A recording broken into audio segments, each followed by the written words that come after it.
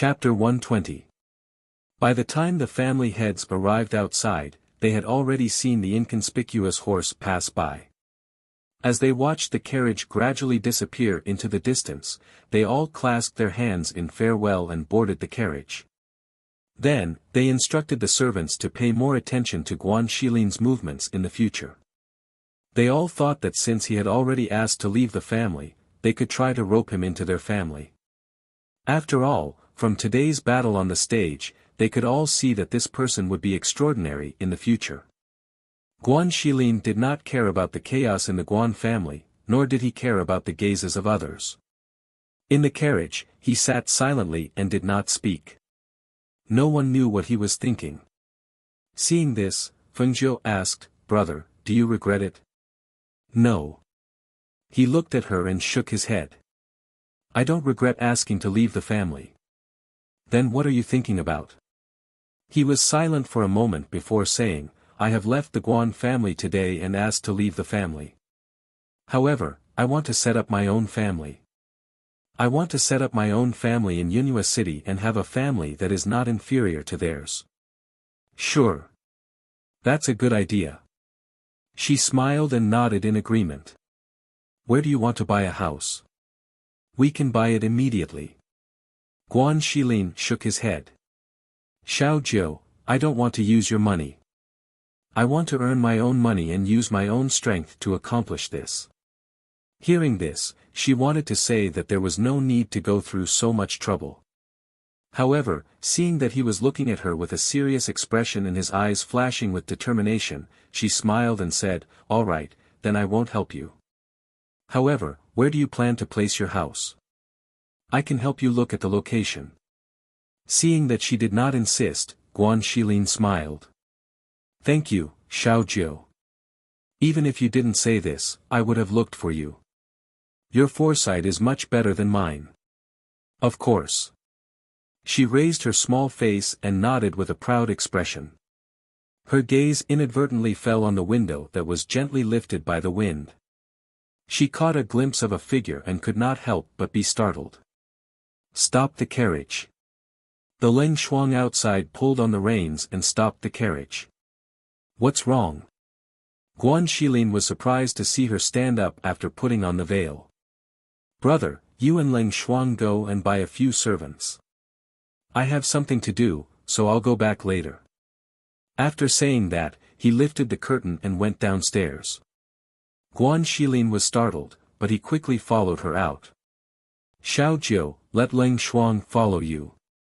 I'll drive the carriage myself." Leng Shuang was about to dismount when he heard her voice. "No need, you can go. I can do it myself." Seeing this, Leng Shuang stopped following them and looked at Guan Xilin. Guan Xilin was silent for a moment and did not insist. He only said, "Since she doesn't want anyone to follow her, then let's go. She'll be fine." "Yes." Leng Shuang responded. He glanced at his master, who was walking to the side, and then continued to drive the carriage forward. Fengjiu walked forward and arrived in front of a wine shop. She saw an old man holding a wine gourd and sitting in front of the shop, unwilling to leave. For a moment, her eyes became hot and there was an indescribable bitterness in her heart. That was her grandfather. To be exact, it was the original owner's grandfather. It was reasonable to say that she should not have any feelings for him, but when she saw him, all the feelings in her heart surged up. Her grandfather's love for her and his teachings replayed in her mind. It was as if those scenes were yesterday, but also as if she had experienced them herself. Chapter 121. What's wrong with you, old man? Didn't I already give you the wine? Why did you pour it away again? The shopkeeper's eyes widened and even his voice became stiff. Who knew where this old man came from and sat in front of his wine shop? He didn't leave until he gave him the wine and poured it away after he gave him the wine. It really made him anxious. Old Master Feng curled his lips and said with a look of disdain, "Who told you not to give this old man good wine? That wine was as bland as water. Even if you can drink it, this old man can't." The shopkeeper angrily pointed at him and shouted, You old man. Whose family are you from? How can you be so unreasonable? You don't want to give me money and you still want to drink good wine. You should be happy that I'm willing to give you that wine, but you still aren't satisfied. I'm warning you, if you don't leave, I won't be polite with you. Old Master Feng swung his wine gourd and hit the shopkeeper's head. He scolded in a stern voice, Impudent. Didn't your parents teach you not to point your finger at your elders? You really are impudent, too impudent. When the surrounding commoners heard this, they couldn't help but laugh out loud. The shopkeeper's face turned red and he even wanted to cry, Old Master, I'm begging you, okay? Have a good heart and leave quickly. Go home quickly and don't block my business. This is only a small business. If you keep sitting in front of my door, how can I do business? Go home. The old man held the wine gourd and tilted his head. He frowned and thought for a bit before saying, Which family is this old man from? I seem to have forgotten again. Hearing this, the shopkeeper directly knelt down. He rushed over and hugged Old Master Feng's thigh, crying and begging, Old Master, I'm begging you, please don't waste your time here. I apologize to you. I shouldn't have shouted at you and shouldn't have been disrespectful to you. A great person like you won't hold a grudge against a lowly person like me. Quickly go home. Old Master Feng's face became stern and he said with disdain, You really are useless. You're already kneeling over such a small matter. You're even crying. Don't you know that men bleed but not tears? Look at what you've become. You're too ugly. I don't even have the face to look at you. As he said this, he actually turned his eyes away and didn't look at the shopkeeper. He pushed the wine gourd towards the shopkeeper and said, Go, bring this old man half a jug of good wine. I want good wine, this old man won't drink inferior wine. The surrounding commoners looked at the innkeeper with sympathy. Someone even shouted, I say, just pour some good wine for the old man. Look at the old man's clothes. He's definitely not an elder from an ordinary family. Do you think he's afraid that you won't be able to pay for the wine? That's right, that's right. I won't skimp on your wine bill. Old Master Feng nodded with a smile and urged, Hurry up, this old man's craving for wine is acting up again. The innkeeper hesitated for a moment before taking the wine gourd inside to fill it with wine.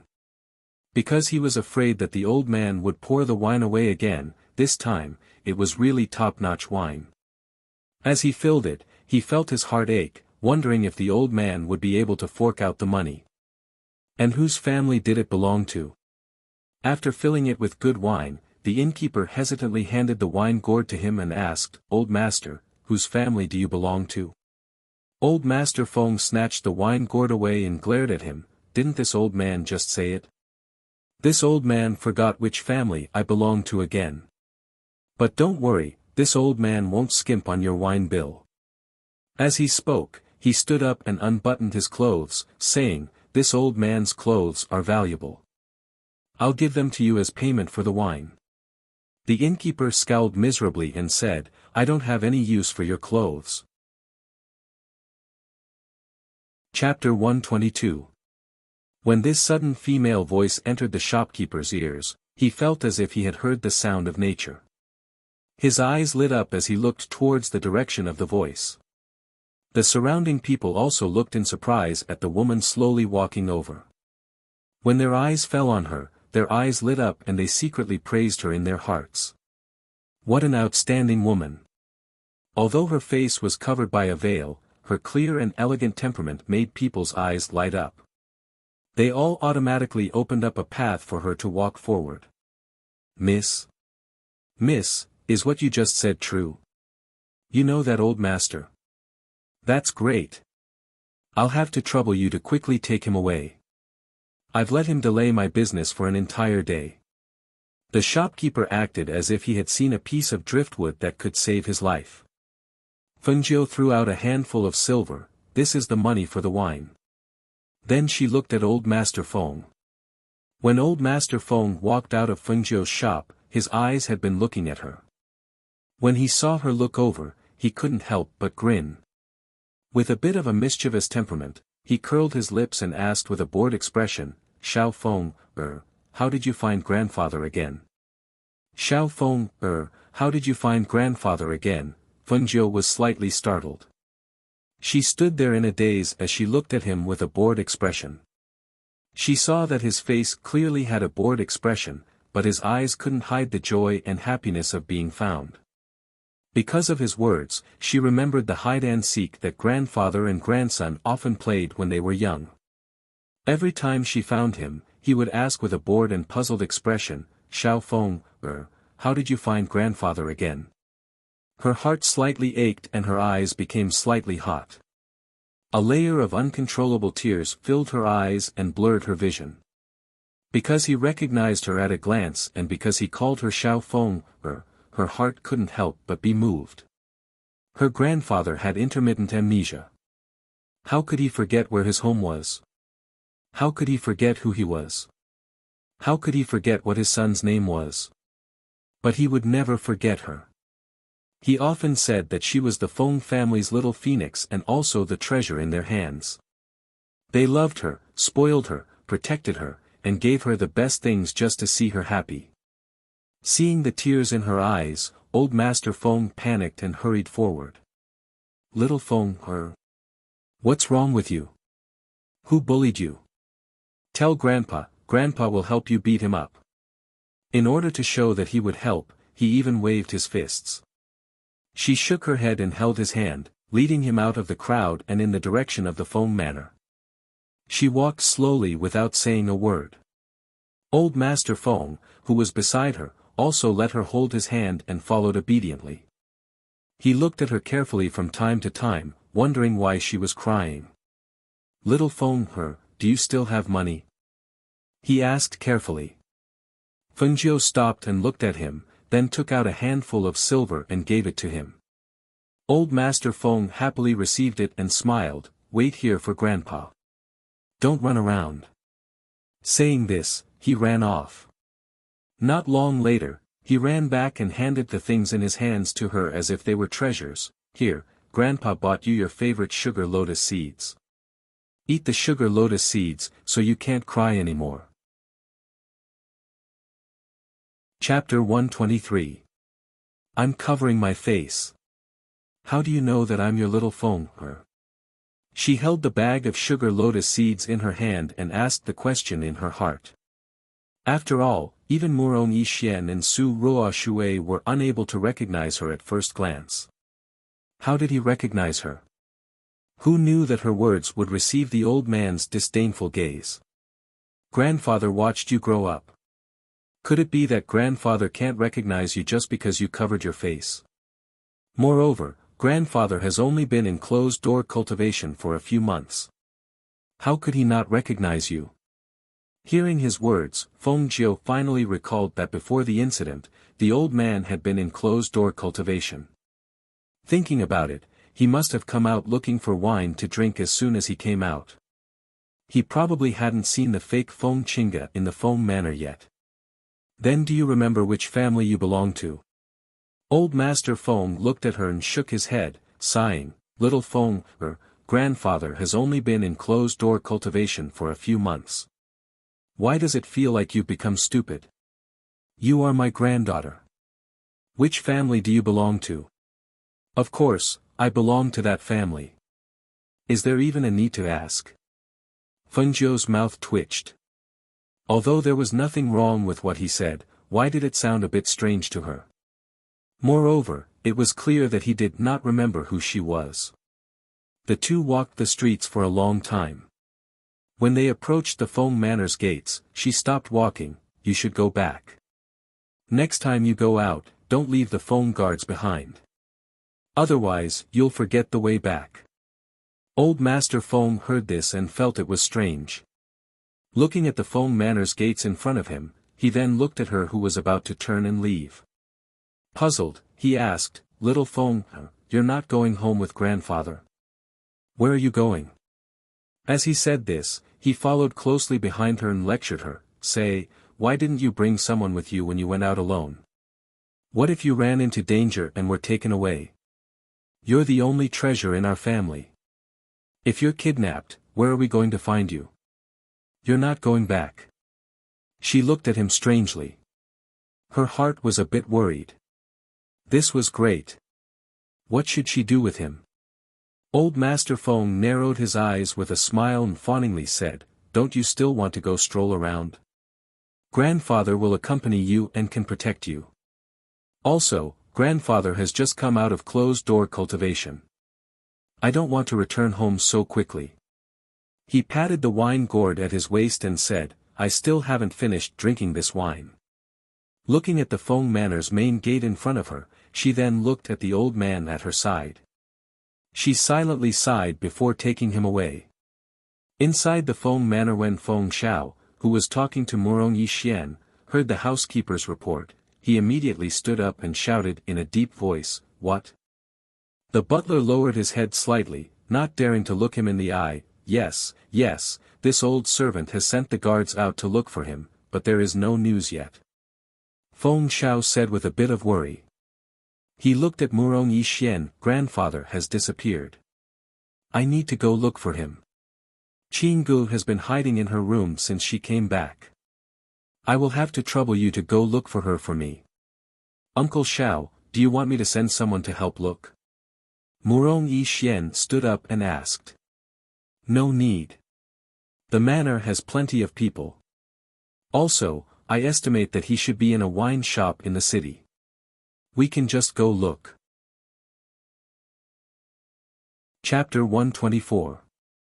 Seeing him leave with large strides, Murong Yixian paused for a moment before he walked to the backyard and arrived at Feng Qingge's courtyard.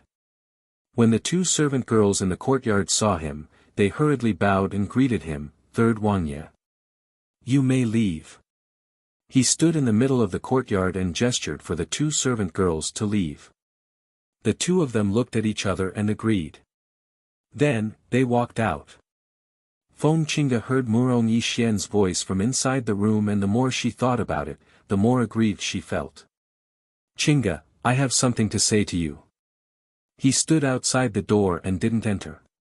The door creaked open and an angry Feng Qingge stood by the door. "What do you want to say? Are you trying to say that you didn't intentionally watch me get beaten? Or are you trying to say that your heart was moved when you saw that beautiful veiled girl?"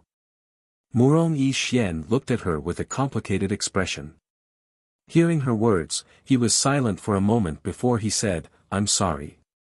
Hearing his apology, her heart skipped a beat and she panicked. "Big brother Murong, these past few months, I've always felt that you were very far away from me. Do you really not like me anymore? Qingge, you're very good, really very good." He lowered his eyes and thought of the veiled girl. "We can be said to be childhood sweethearts. Both of us are in love with each other, and I always thought that we would be together forever.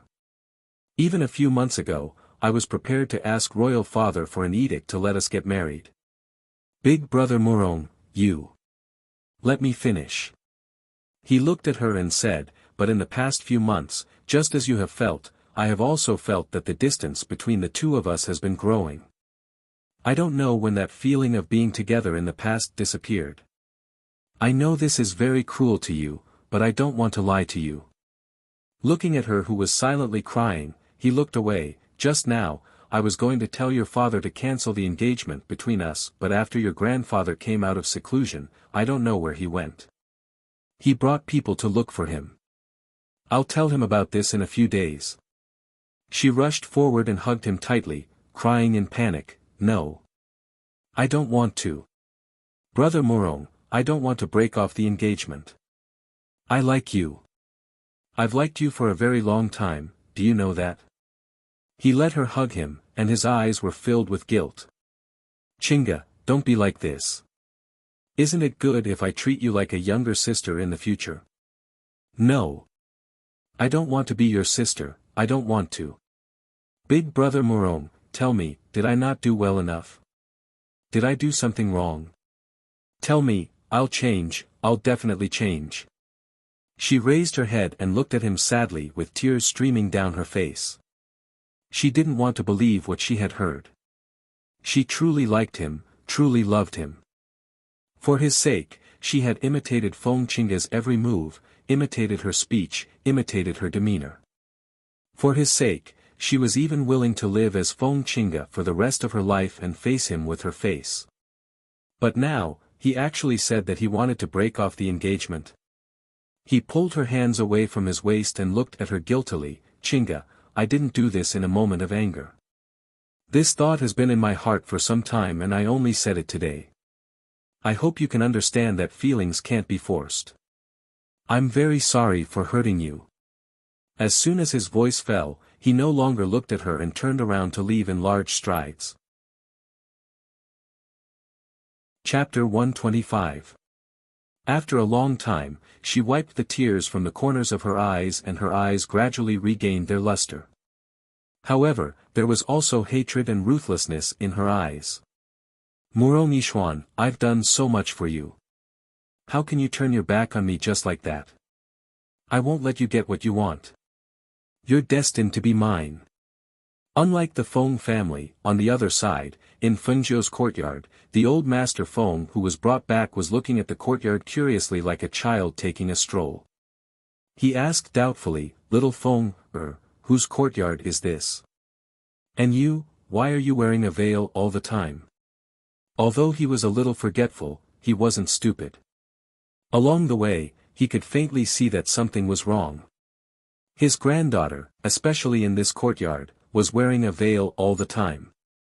Therefore, a light flashed through his eyes and a smile appeared on his face. Suddenly, in a flash, he raised his hand and pulled off her veil. "This courtyard is." Fengzhou was stunned. Before she finished speaking, the veil on her face was pulled off, revealing her scarred and disfigured face. Hiss. What's going on?" Old Master Feng sucked in a breath of cold air and asked furiously. He originally wanted to play a joke on his granddaughter by pulling off her veil to see why she was always wearing it. He didn't expect that under the veil was such a disfigured face. This was his granddaughter, his precious granddaughter. Who was it? Who dared to hurt her like this? Fengzhou caressed her face. She didn't expect him to suddenly pull off her veil. This was completely out of her expectations. She didn't want him to see her disfigured face. Who was it? "Tell Grandpa, who hurt your face like this?" The old man's heart ached, and his eyes reddened. Even his voice was choked with sobs. He looked at the face that was covered with scars. He couldn't imagine how she had endured that kind of pain. Who was it? Who was so cruel to ruin a girl's face like this? Fengzhou's heart trembled. She looked at the old man, whose eyes were red and his voice choked with sobs. She looked away and asked, "Do you still think I'm your granddaughter? Do you still recognize me as your granddaughter?" Hearing this, old Master Feng finally couldn't hold back his tears. He stepped forward and hugged Fengzhou, patting her head with one hand and comforting her with a choked voice, "Little Feng, don't be afraid, don't be afraid. Grandpa will recognize you. No matter what you become, Grandpa will still recognize you. Grandpa." In the end, Fengzhou couldn't help but call out. This call of grandfather came from the bottom of her heart. It contained Fengzhou's feelings as well as Feng Qingge's. Perhaps, from the moment he recognized her at first glance, she already knew that he was Fengzhou's grandfather. Old Master Feng took a step back, grabbed her shoulders with both hands, and said, "Feng lass, tell Grandpa, did something happen while Grandpa was in seclusion? Who ruined your face?" Fengzhou was silent for a long time before she said, "There's a Feng Qingge in the Feng family." What? Old Master Feng was stunned. "You're saying that there's a fake in the family? That's impossible, right? Your father's son isn't stupid, how could he not recognize his own daughter?" Chapter 126. She did not say too much, only saying, "Grandfather, you can go home and take a look. However, I hope that you will not mention the matter of me being here to anyone." Old Master Feng heard this and was startled. you don't plan on going back with grandfather? Are you worried that your father won't believe you? Or does he not believe grandfather? She shook her head. If you still believe that I am your granddaughter after seeing the Feng family's Feng Qingge, then I will go back with you. Seeing this, old Master Feng stroked his beard and was silent for a while. Since it's like this, then grandfather will go back and take a look at the situation. Don't worry, grandfather will come back. At this moment, his face was filled with a solemn expression and his body exuded the aura of a clan leader. He thought to himself, if there really is a fake Feng Qingge in the family, then that person must be the one who had ruined his granddaughter's face. If that was the case, then he definitely would not let that person off easily. A sharp look flashed across his wise eyes, but when he looked at Fengjiu, he revealed a kind smile. Feng girl, don't be afraid. Wait here. Grandfather will go home and take a look. Don't worry, grandfather will come back to pick you up very quickly. Hearing this, her heart warmed. She revealed a bright smile and nodded, although she originally did not want to go back so quickly, since he already knew about the situation, then she would just wait and see. After old Master Feng finished speaking, he left the courtyard and headed towards the Feng family. On the way back to the Feng manor, he met Feng Xiao, who was looking for him with a group of people. Seeing him, Feng Xiao hurriedly came forward with a worried expression. Father! Where did you go? Why didn't you bring anyone with you? I already searched all the nearby wine shops, but I didn't see you. Old Master Feng crossed his arms and glanced at him. He heavily snorted and his face was dark. It was clear that he was suppressing his anger and said, keep your skin tight. I'll take care of you later. Feng Zhao's face was filled with shock. He did not know how he had angered his father. Just as he was about to ask, he saw that he was already walking towards the Feng manor. He quickly ordered, go, call everyone back. Just say that the old master has been found. Yes. The guard behind him responded and quickly turned to leave. Feng Xiao strode after him and asked, Dad, what's wrong with you? Who made you angry? Old Master Feng didn't answer him. He just strode forward with a gloomy face. His eyes were gloomy, and his aura was oppressive. Even Feng Xiao, who was walking beside him, couldn't help feeling nervous. He didn't know what had happened. Entering the Feng manor, the Feng master sat in the main seat and slammed his hand on the table. His old voice was filled with anger as he shouted, go call him over. Feng Xiao, who had followed him in, hurried forward and asked in confusion, Father, who did you call? Of course it's the old madam's precious granddaughter. He emphasized those words, and his gaze was as sharp as a knife, as if he was trying his best to restrain his anger. Song. Feng Xiao was stunned. He looked at the angry old man and asked carefully, Father, why are you looking for Qingge? Did she make you angry? That shouldn't be the case. You ran out as soon as you came out of seclusion. She hasn't seen you for many months. She couldn't have made you angry. Bang! Chapter 127. Feng Zhao's legs trembled and his entire body trembled from his furious father's yelling. Only the heavens knew that he hadn't seen his father this angry in many years. He didn't dare to ask again and only responded, okay. Don't be angry. I'll immediately send someone to call her. As he spoke, he hurriedly went out to have the steward call his daughter over from the rear courtyard. At the same time, in Feng Qingge's courtyard, a middle-aged man quietly appeared outside her room and called out to the person inside, Master. Feng Qingge was a little surprised when she heard the voice outside and immediately said, come in. The middle-aged man flashed into the room and saw her sitting at the table. He stepped forward and said in a low voice, Grandfather Feng has been found. But as soon as he returned, he angrily called for Master to see him. The steward is currently on his way here. This subordinate saw that the situation was a little unusual and specially came to report. Hearing this, Her gaze sank and she pondered for a moment before saying, I understand. You go out first and don't let anyone discover you. Yes. The middle-aged man responded and left in a flash. She sat quietly in her room and pondered. Not long after, she heard the steward's voice from outside. Young miss, master invites you to the main hall. She stood up, opened the door, and walked out. Seeing the steward in the courtyard, she greeted him and asked, Uncle Cheng, have you found grandfather? Grandfather has been found. Young miss doesn't need to worry. The steward smiled and said, Grandfather and master are waiting for young miss in the front hall. Young miss should quickly go over. Okay. She nodded and walked towards the front courtyard. In the front hall Feng Xiao took the tea brought in by a maid and placed it beside his father's hand. Father, please drink some tea first. Old Master Feng didn't speak and only looked at the door as if he was waiting for Feng Qingge to arrive. What the hell is going on? Feng Xiao was puzzled and uneasy in his heart, but he didn't ask. Father didn't seem to want to say. Moreover, this matter seemed to be related to Qingge.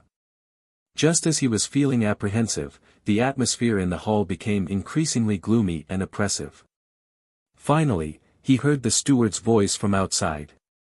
Old master, young miss is here. Hearing this, Feng Xiao was about to get up and walk out to remind her, but who knew that as soon as his butt left the chair, he heard a loud shout accompanied by the sound of a table being slammed. Sit down. He was so frightened that his legs trembled. His heart skipped a beat, and he fell back into his seat. He sat down properly and looked at his angry father with some apprehension, but he didn't expect to meet his father's furious and dignified gaze. She could only force out a smile and embarrassedly said, Father, don't be so angry. Don't scare Qingge.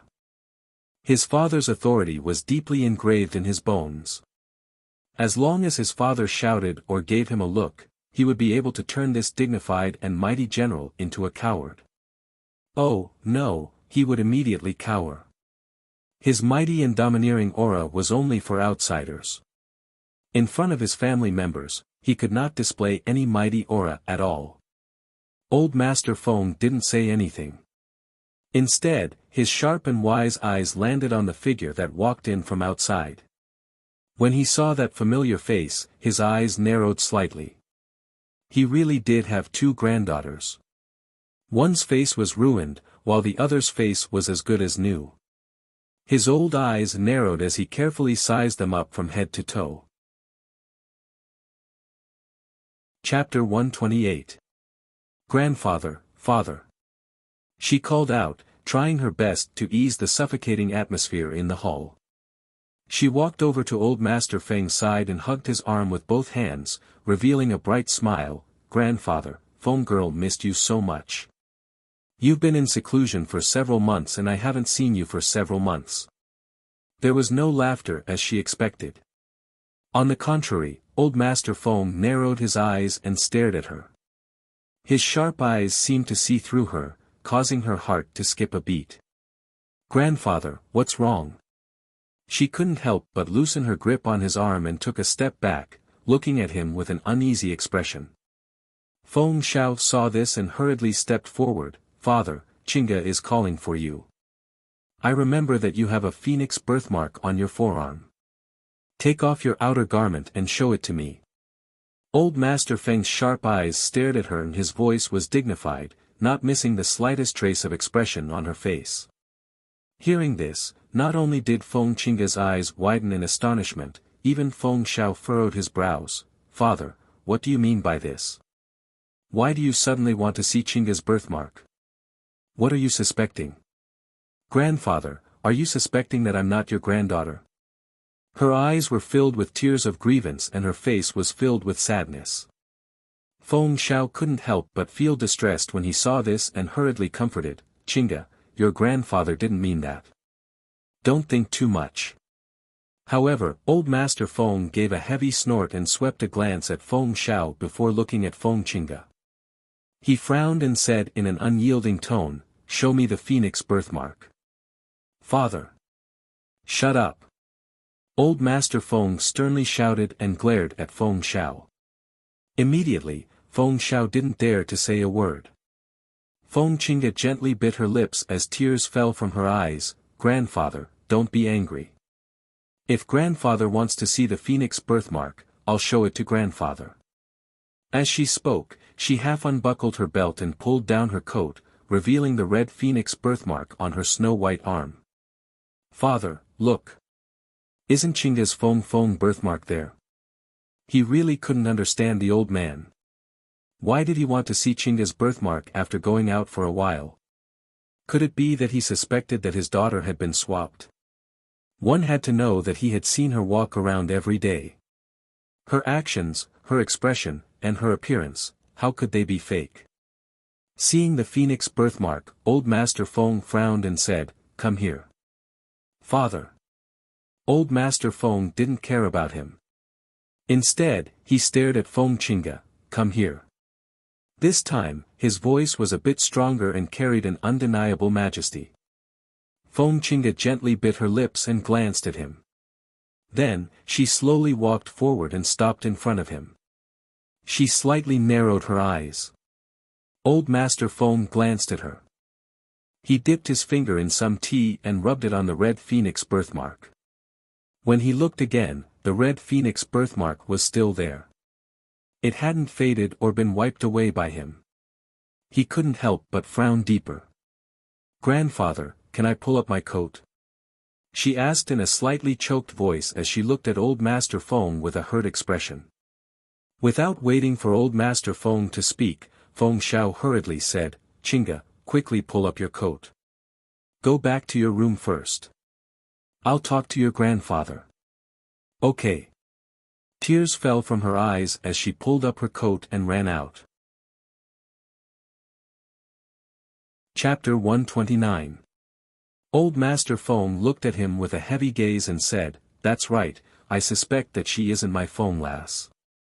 "How is that possible?" "Father, what did you encounter outside? Did someone tell you something? Why would you think that?" Feng Shao couldn't accept his father suspecting his own daughter. What was going on? Looking at Feng Shao, Old Master Feng shook his head. Even his own father couldn't tell if his daughter was real or fake, so it was no wonder that his Feng lass didn't dare to come back. He stood up and took a deep breath with his hands behind his back, saying, "Sometimes, a person's eyes can be blinded. There are many things that you need to use your heart to feel and use your heart to see. I, your father, have lived for so long and have eaten more salt than you have rice." He glanced at him and continued, "Even if she has Feng lass's face and has the same phoenix birthmark as Feng lass, she definitely isn't Feng lass. You have to know, feelings can't lie." Seeing his father's aura change after he finished speaking and he walked out with large strides, Feng Shao was shocked and hurriedly stopped him, asking, "Father, what do you want to do?" Old Master Feng glanced at him and said, "She isn't my Feng lass. I want to capture her and take off her mask." Feng Shao was stunned when he heard this and even his voice couldn't help but become louder, "Father, you're crazy. She is Qingge, your granddaughter, your Feng lass." He felt that his father had gone mad. Otherwise, it was impossible for him to say such words. "Humph. I think you're the one who's crazy. You can't even tell your own daughter apart and you still have the nerve to say that you're Feng lass's father. Do you know what kind of suffering Feng lass has suffered? Do you know?" Thinking of his precious granddaughter's disfigured face, his throat suddenly choked up and he glared at him with moist eyes. Have you ever thought that if the Feng Qingge in this manner is fake, then where is the real Feng lass? Is she suffering? Could she have suffered a mishap? You didn't. You didn't even dare to think about that possibility. Even when I told you, you didn't believe me. Tell me, with a father like you, how could my Feng lass dare to come home? Father, what you said is impossible. My daughter is clear. She has always been by my side and there's nothing wrong with her. Tell me, how could the things you said happen? Father, are you too tired? Or are you drunk? Why don't I help you return to the courtyard to rest?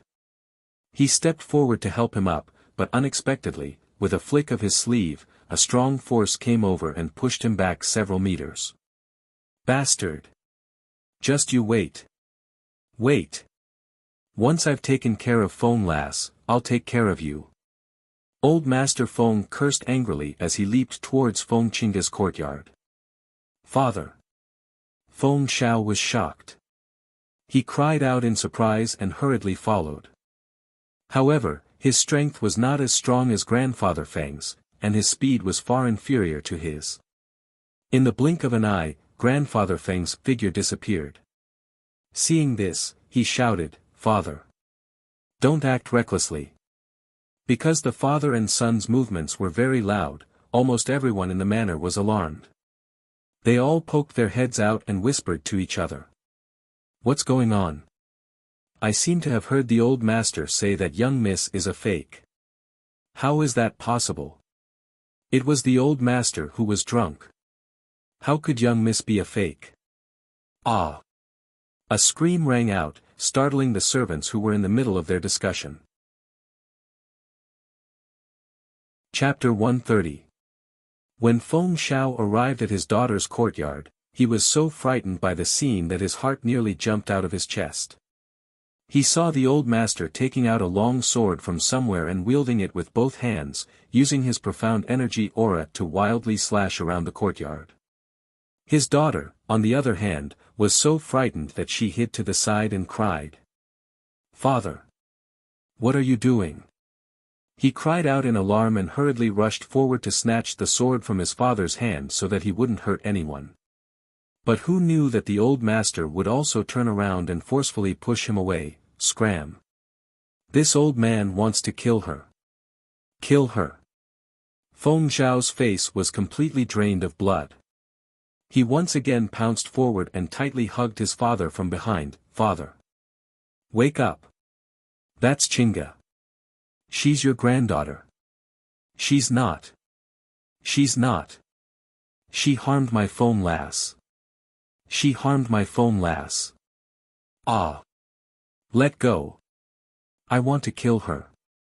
Old Master Feng's eyes were bloodshot as he shouted with a crazed expression. He struggled to pounce forward.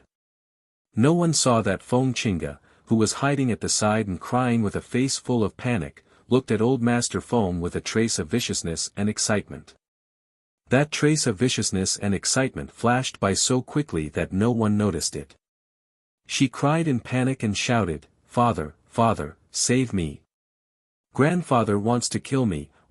Feng Shao listened to his beloved daughter's panicked and helpless cries and then looked at his father's nearly crazed expression.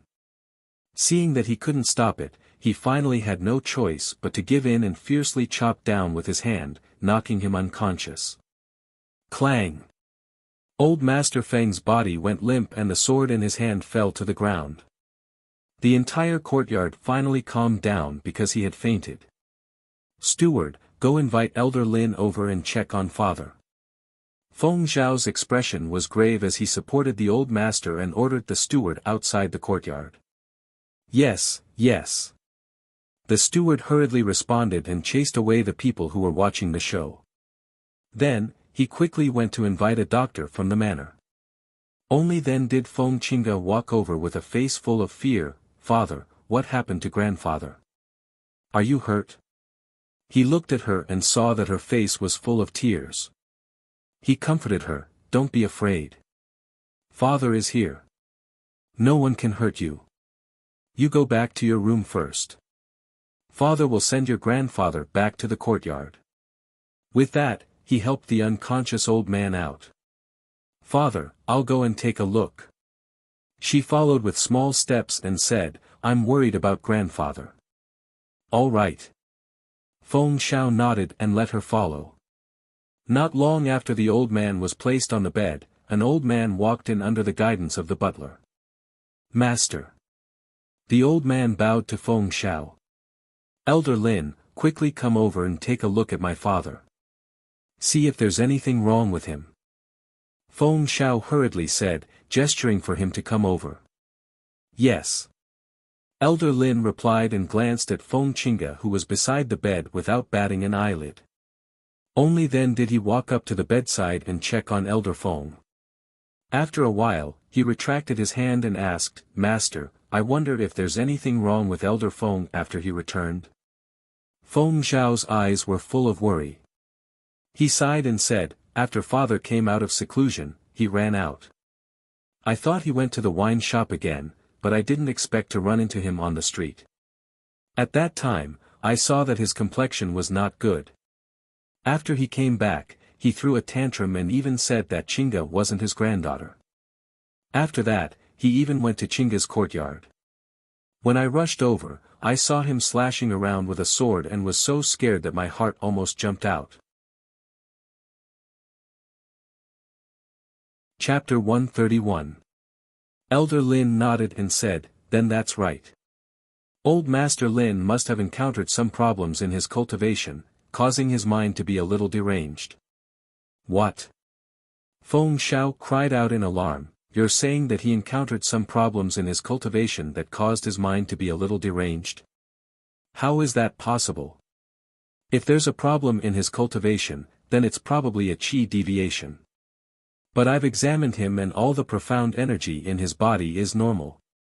It's impossible for something like that to happen. Did you make a mistake in your diagnosis?" Hearing this, the old man frowned. "If old master doesn't believe me, you can invite someone else to treat the old master. But I only want to say that it's the same no matter who you invite. Moreover, it's best to lock the old master up. Otherwise, when he wakes up, we don't know if he'll be like before. The current him is very dangerous. Even he doesn't know what he's done. You're saying that when grandfather wakes up, it's very likely that he'll take out his sword and try to kill me?" Feng Qingge asked with a trembling voice and a pale face. Elder Lin nodded. "Amen, it's very likely." Hearing this, Feng Zhao's expression also became serious. He looked at his daughter who was trying her best to suppress her panic, then looked at his unconscious father on the bed and couldn't help but sigh. "Let's invite a few more doctors to examine him first. Qingge, you go back to the courtyard first. Father will be fine here."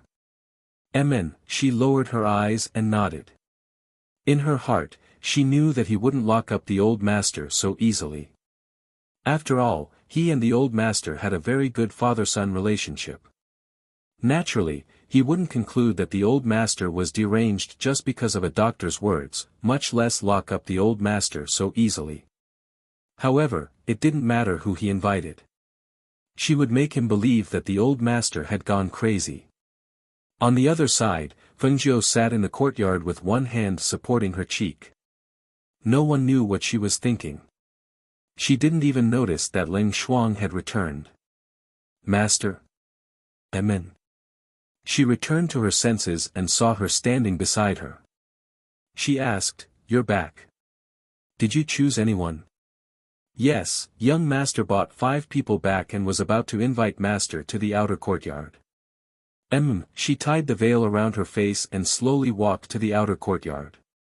When Guan Shilin saw her, he quickly went up to her and said, "Xiao Jiu, you're here. Look, I bought 5 people, and one of them is a cook." Then, he said to the people, "Raise your heads and let my sister see." Yes. Only then did they raise their heads with apprehension. When they saw the girl standing in front of them, they were stunned. However, they did not dare to look at her too presumptuously. Instead, they hurriedly lowered their eyes after a glance. Feng Zhou's gaze swept across the group. After sizing them up, he asked, "What are your names?" "Miss, please bestow names to us servants," the older female cook said. Because they were selling their bodies, they would be part of this family in the future. Naturally, they could not use their previous names. "Then let's use Qing as the generation name. You can each choose one of the 4 characters, Pinyin and Rui. As for the kitchen maid, let's call her Qin Yang." "Thank you, miss, for bestowing names." The group of people bowed. She nodded and said to Guan Shilin, "Brother, let Ling Shuang arrange their accommodations and tell him the rules." I'm a little tired after being out for the whole day, so I'll go back to my room to rest. Okay, then you can go. He nodded and watched her leave. Then, he told Ling Shuang to help them settle down and followed after her. Chapter 132. After 2 or 3 days, old Master Feng did not come again. Originally, Feng Jiu thought that perhaps he thought Feng Qinggu was fake after seeing her, but the more she thought about it, the more she felt that something was off. Based on old Master Feng's attitude and tone at that time, even if he thought she was fake, he would definitely come to find her.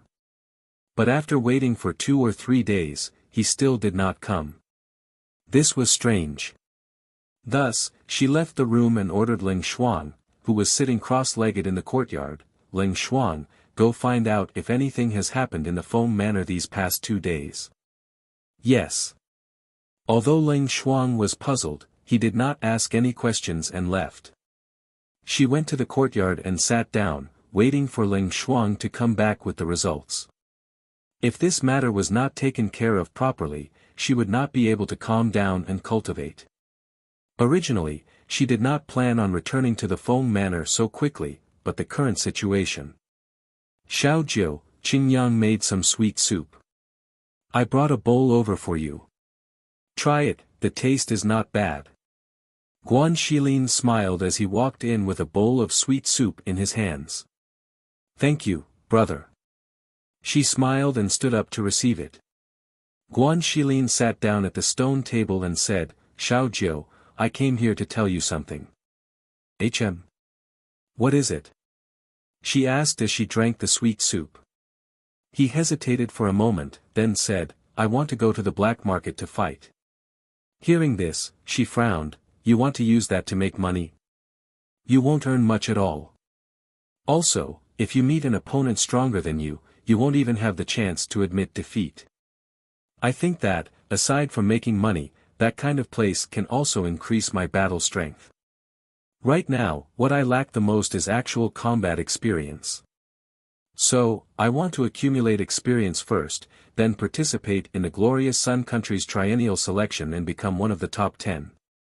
Only then will I have the opportunity to enter the Academy of Stars and Clouds. Academy of Stars and Clouds? She searched in her mind, and said, is it the Cultivation Study Palace that is rated as a 7-star academy? I remember that the selection is very strict. Moreover, it's a selection every 3 years. Even for a small 9th-tier country like the dazzling country, it seems that after so many years, no one has been able to enter the Academy of Stars and Clouds. Yes, the College of Stars and Clouds is very strict when it comes to recruiting students. Furthermore, it is located in the Green Ting Kingdom, a level 6 middle kingdom. Only those who are in the top 10 of the Glorious Sun Kingdom will have the chance to try their luck there. Although I know it will be difficult, I still want to try. Furthermore, only by leaving the Glorious Sun Kingdom will I be able to find my father in the future. Hearing this, she nodded in understanding. What he said was indeed correct. If one wanted to go from a small 9th-tier country to a higher-tier country, one would only be allowed to enter if their strength was recognized. Otherwise, even if one was a prince of a country, they could only be rejected outside the city gates. Take Murong Yi Xian as an example. He was a prince of the Glorious Sun Country and was also a proud son of the heavens. Originally, he had the opportunity to enter the College of Stars and Clouds to cultivate. However, an accident happened 3 years ago and caused him to miss the opportunity. He brushed past the College of Stars and Clouds. If he wanted to enter the College of Stars and Clouds again, he could only wait for the triennial selection. Since you have already set your goal, then go and do it. However, you must remember that you must be careful when you fight with others. If you meet an opponent that is too strong, you must admit defeat immediately. You must know that losing a competition is not shameful. If you lose your life, then it will be too late for regrets. Yes, I know. Chapter 133. Master. Leng Shuang called out, then nodded to Guan Shilin, young master. How is it? Feng Zhou looked at her and asked. Something has indeed happened in the Feng family these past 2 days. Elder Feng has been locked up. Locked up? Her brows slightly furrowed and her voice unconsciously became louder. Yes, because it's a matter within the Feng manor, very few people outside know about it. They only know that in the past 2 days, General Feng has invited quite a few famous doctors into the manor. They all diagnosed Elder Feng as having a demonic illness and said that he is in danger of attacking people, so he has been locked up. After hearing this, Feng Zhou's face sank and he did not speak for a while. This made Guan Shilin feel very strange. He looked at Leng Shuang and then looked at Feng Zhou. In the end, he could not help but ask, Xiao Jiu, why are you asking about the Feng family?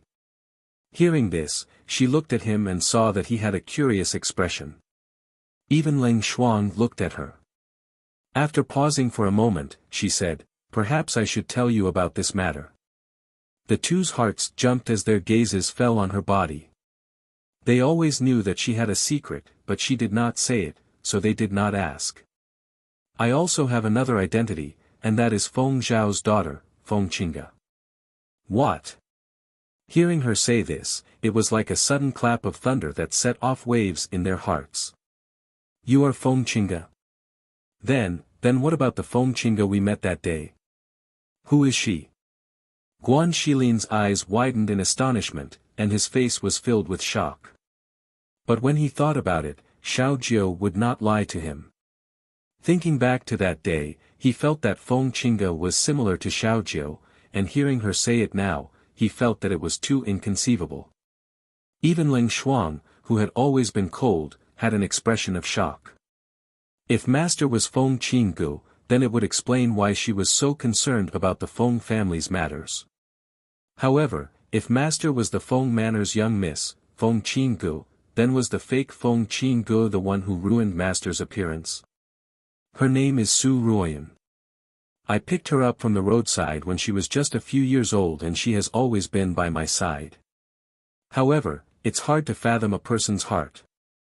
She replaced my identity, scratched my face, and had someone sell me to a brothel. She was even afraid that I wouldn't die, so she fed me poison. Her voice was calm as if she was talking about someone else. However, Guan Shilin and Leng Shuang clenched their fists tightly when they heard what she said. Their hearts ached for Su Ruoyan, and at the same time, they wished they could kill that vicious woman with their own hands. Feng Zhou drank a mouthful of the sweet soup that had already cooled down. She revealed a bright smile and said, however, no matter how much she calculated, she would never have guessed that I would still be alive, much less that I have already returned. Xiao Jiu, you didn't return to the Feng family. Was it because you were afraid that your face would be ruined and your father and grandfather wouldn't be able to recognize you? Guan Shilin looked at her with heartache. His heart twisted into a ball. When they first met in Jiufu Forest, she had fought against a pack of wolves by herself. He still remembered that ruthlessness and killing intent. He had never been able to figure out what kind of family could raise a child like her, but at this moment, he understood everything. It wasn't that she wanted to grow, but that she was forced to grow. If she wasn't ruthless, then she wouldn't have been able to survive. My face is ruined, but when I met my grandfather on the streets a few days ago, he immediately recognized me. Thinking of that drunken old Master Feng, she couldn't help but reveal a smile. Chapter 134. Could it be that the rumor that the Feng master has gone mad this time was caused by Su Ruoyan? Guan Shilin's eyes widened. He felt that woman was too scary. Since she stole Xiao Jiu's identity, she did not treat her family as family and even schemed to harm them. That kind of woman should be hacked to pieces. She pondered for a bit and nodded. Grandfather couldn't have suddenly become like that after returning home. I think it must be her doing. I'll go take a look tonight. You want to sneak into the Feng manor? But a place like the Feng manor must be heavily guarded. I'm afraid it won't be easy to get in. He said with some worry, then continued, besides, if you're caught, what if they think you're an assassin and kill you? You don't need to worry about that. With my current strength, sneaking into the Feng manor is no problem. Her voice was filled with confidence. Looking at him, she said, I'll take care of this myself. You don't need to worry. We'll talk about it after I visit the Feng manor tonight. Then you must be careful. Guan Shilin worriedly said. Master, do you want me to go with you? Or provide support outside? Leng Shuang asked. No need. She stood up and said to the two, you two wait at home. I'm going back to my room to cultivate. You don't need to call me for dinner. After saying this, she turned around to go back to her room. Then she stopped and looked at Leng Shuang. My brother is going to the black market arena. Go tell them to take care of him later. Yes. Leng Shuang replied. After watching her enter her room, he looked at Guan Shilin, young master, you're going to the arena? That's right. I want to go there and test my skills. His voice was filled with eagerness. His eyes lit up as he said, also, I want to enter the Academy of Stars and Clouds. That's why I want to enter the top 10 in the glorious Sun Country in the competition held every 3 years. The Academy of Stars and Clouds accepts students every 3 years. Right now, you have 1 year to prepare.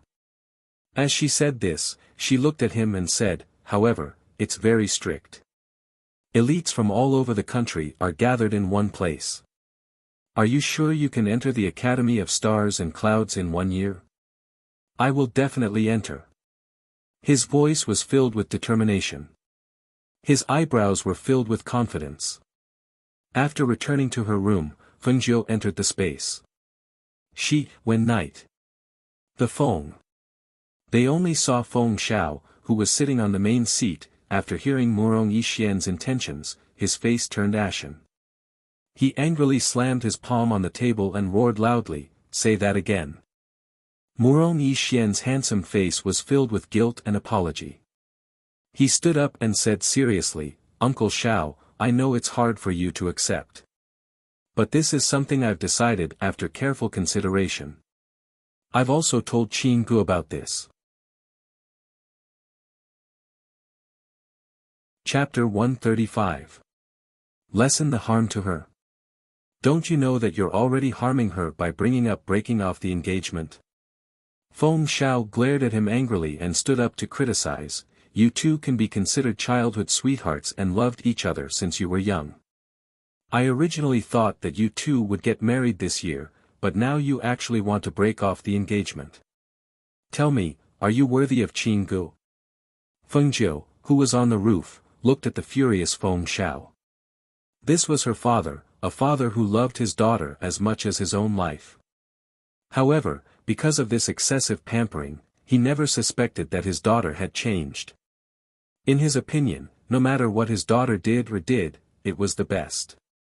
Towards him, she really couldn't describe how she felt. Was she disappointed? She couldn't be. After all, he didn't know that she had been swapped, right? No matter how she looked at it, he was a good father, a father who loved his daughter dearly. She took a deep look at him before she shifted her gaze away, and her gaze landed on Murong Yixian. She didn't think that he would actually come to break off the engagement. However, this had nothing to do with her right now. She should first find out where her grandfather was locked up. Carefully moving the tile back to its original position, she took a deep breath and quietly left, heading towards the backyard. Relying on the memories in her mind, she was very familiar with the Feng manor and easily arrived at her grandfather's courtyard. In her opinion, even if the old man was locked up because of his madness, he could only be locked up in his courtyard. After all, with her father's filial piety to her grandfather, it was impossible for him to mistreat him. Let me out. Let me out. This old man will kill you. You're a vicious woman. Vicious woman. Before she even got close, she heard the old man's roar from inside the room. Not long after, Su Ruoyan, dressed in a blue dress, walked out of the room. As she closed the door, she pretended to say to the two phoenix guards, "Grandfather's health isn't good. You must look after him carefully. Young miss, don't worry. This subordinate will take good care of the old master." The two phoenix guards said calmly. I'll come back tomorrow." She nodded, then left with light steps. Watching her leave, the two phoenix guards saw that there was no one around and couldn't help but say, "Why do you think the old master always scolds young miss? How dare you say she's a fake? Didn't you say that many famous doctors were invited, but the final diagnosis was the same? Everyone says that the old master has gone mad. Tell me, if that's not the case, why would he want to kill young miss for no reason?" The phoenix guard scratched his head and said in confusion, "But this is very strange. The old master was clearly fine before, how did he suddenly become like this? I keep feeling that something is strange, but I can't tell what it is." "Then don't worry so much. Just protect the old master and don't let anything happen to him." As soon as the phoenix guard finished speaking, the two of them let out a muffled groan and fainted on the ground. Fengjiu, dressed in black, jumped into the courtyard. After looking around, he quickly pushed open the door and walked in. However, when she saw the old master inside, her eyes reddened. She quickly ran over and called out in a choked voice, "Grandfather." Chapter 136. I'll kill you. I'll kill you. Ah! Let me out. Let me out. The Feng master roared crazily as if he had completely lost his mind. The profound energy in his entire body surged, causing people to not dare to get too close to him. "Grandfather, it's me, it's me. I'm the Feng girl." Seeing the old man suffer like this because of her, tears flowed down uncontrollably. Her heart clenched tightly in pain. At this moment, she really wanted to hang Su Ruoyan up and cut off his flesh to let him bleed. To vent the hatred in her heart. "I'll kill you." Ah! Seeing that he had completely lost his mind, she could only endure the pain in her heart. Taking out a silver needle, she injected profound energy into it and shot it at him. "Kill." The Feng master's voice weakened and he fainted. The profound energy in his body also dissipated. She quickly walked forward and came to the bedside to check his pulse. With this check, her heart sank. Taking out a metal wire from her space, she undid the locks on his hands and feet. Then, after hitting his unconscious acupuncture point, she sent him into her space. Only then did she quickly leave. Unexpectedly, as soon as she left the room, she met the housekeeper who was walking into the courtyard. "Who's there?" The housekeeper shouted loudly. Seeing the two Feng guards lying on the ground and a black-clothed man entering the Feng master's room, he was shocked and immediately shouted, "Someone come. Someone come quickly. There's an assassin." At the same time that he spoke, he took a step forward and pounced forward, wanting to capture the black-clothed man. "Damn it!" Fengjiu cursed in her heart. She didn't think that someone would come at this time. Seeing the housekeeper pounce over, she immediately leaped up and stepped on the housekeeper's shoulder to fly up to the roof.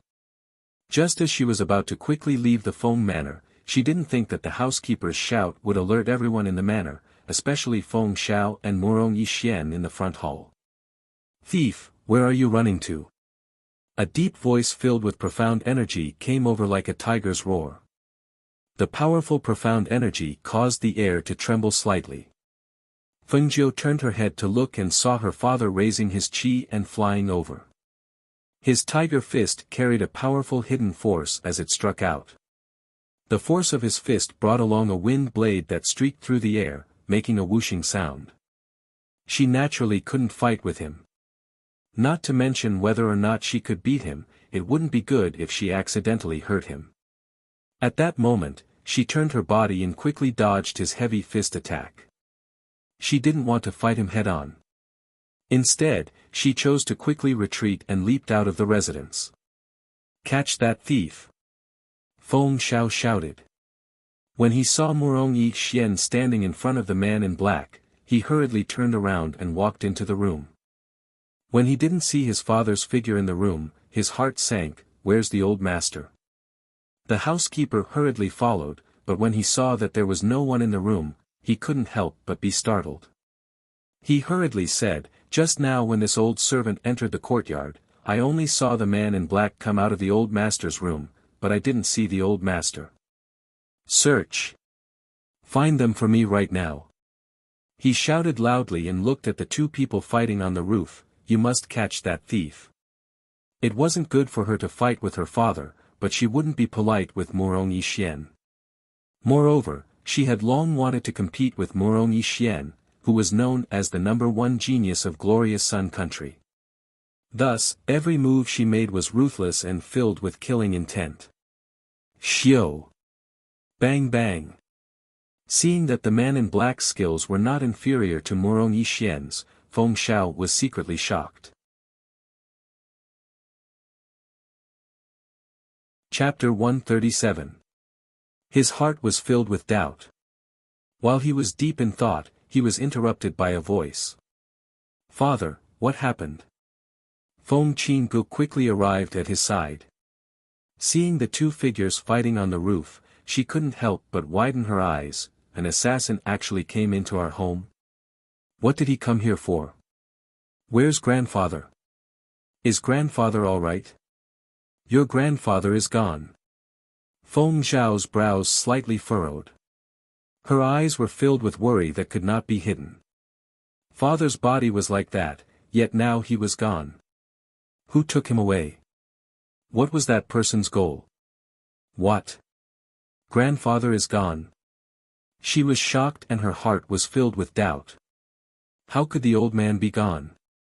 Could it be that he was taken away by someone? But what could they do by taking him away? Also, to be able to take someone away from the Feng manor as if there was no one there, wasn't that person's skill too strange? Xiao! Bang, bang! As their fists and legs collided, the sound of air currents and heavy sounds could be heard. The two figures, one black and one white, were both suffused with profound energy aura. Both of their attacks were merciless and every move was ruthless, causing the people below to involuntarily tremble in fear. While he was inwardly shocked by the black-clothed man's skills, he saw the black-clothed man turn his body and kick sideways. The leg that swept past even had a visible swift and fierce airflow condensed as it kicked towards Murong Yi Xian at a speed that was too fast for the ears to cover. On! Murong Yi Xian groaned. His body lost balance and fell from the roof to the ground. He quickly adjusted himself and balanced his body as he landed. However, because of the speed and force of the fall, he still could not help but take a few steps back before he could stand firm. After he steadied himself, he looked up again and saw the black figure on the roof sweep over him. That gaze actually made him feel a bit familiar.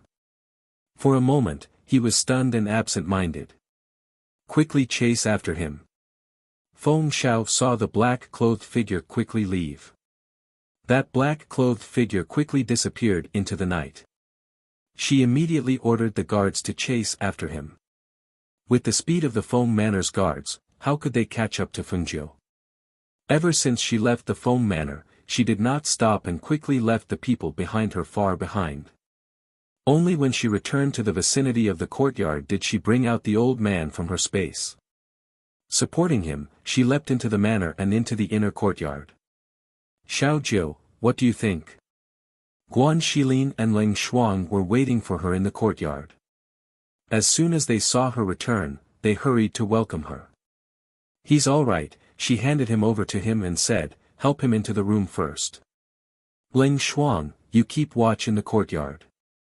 "Yes." Ling Shuang answered and stood guard in the courtyard. After entering the room, Guan Xilin placed the old Master Feng on the bed. Looking at the unconscious and emaciated old Master Feng, he could not help but turn to Fengjiu. "Xiao Jiu, what happened to your grandfather? Why are you so haggard?" Fengjiu walked out from behind the screen. She had already changed into her casual clothes. After washing her hands, she walked over and said, "Brother, get me a basin of water first." As she spoke, she sat down on the side of the bed and once again examined her grandfather's body. She then took out her silver needles and placed them to the side. Guan Shilin fetched the water and placed it to the side. He then stood guard by the bed and did not disturb her. He watched as she took out her silver needles and pierced all 10 of her grandfather's fingers. She then placed them in the water and squeezed out the blood. Seeing that the water in the basin had been dyed black by the blood, he could not help but suck in a cold breath. That evil woman actually dared to use poison on your grandfather. Chapter 138. Change the basin of water again. All right. Guan Shilin once again brought over a basin of clear water. After changing the basin of blood, this time, the blood that flowed out gradually returned to its original bright red color. He asked, "Has the poison been cured?" "There's still some poison left." Seeing that it was about time, she gestured for him to move the basin away. She wiped the blood off her hands, covered him with a blanket, and walked over to the table. "Big brother, when the sun rises, go and get the medicine according to this list. Get the medicine from different places." She wrote down a prescription and handed it to him. Guan Shilin took it and glanced at it, then nodded, "All right, I'll go get the medicine when the sun rises." At the same time, the Feng family was in chaos. Feng Xiao led people to search for the old master, and Murong Yixian also joined in to help. That night, it could be said that everyone was in a state of panic.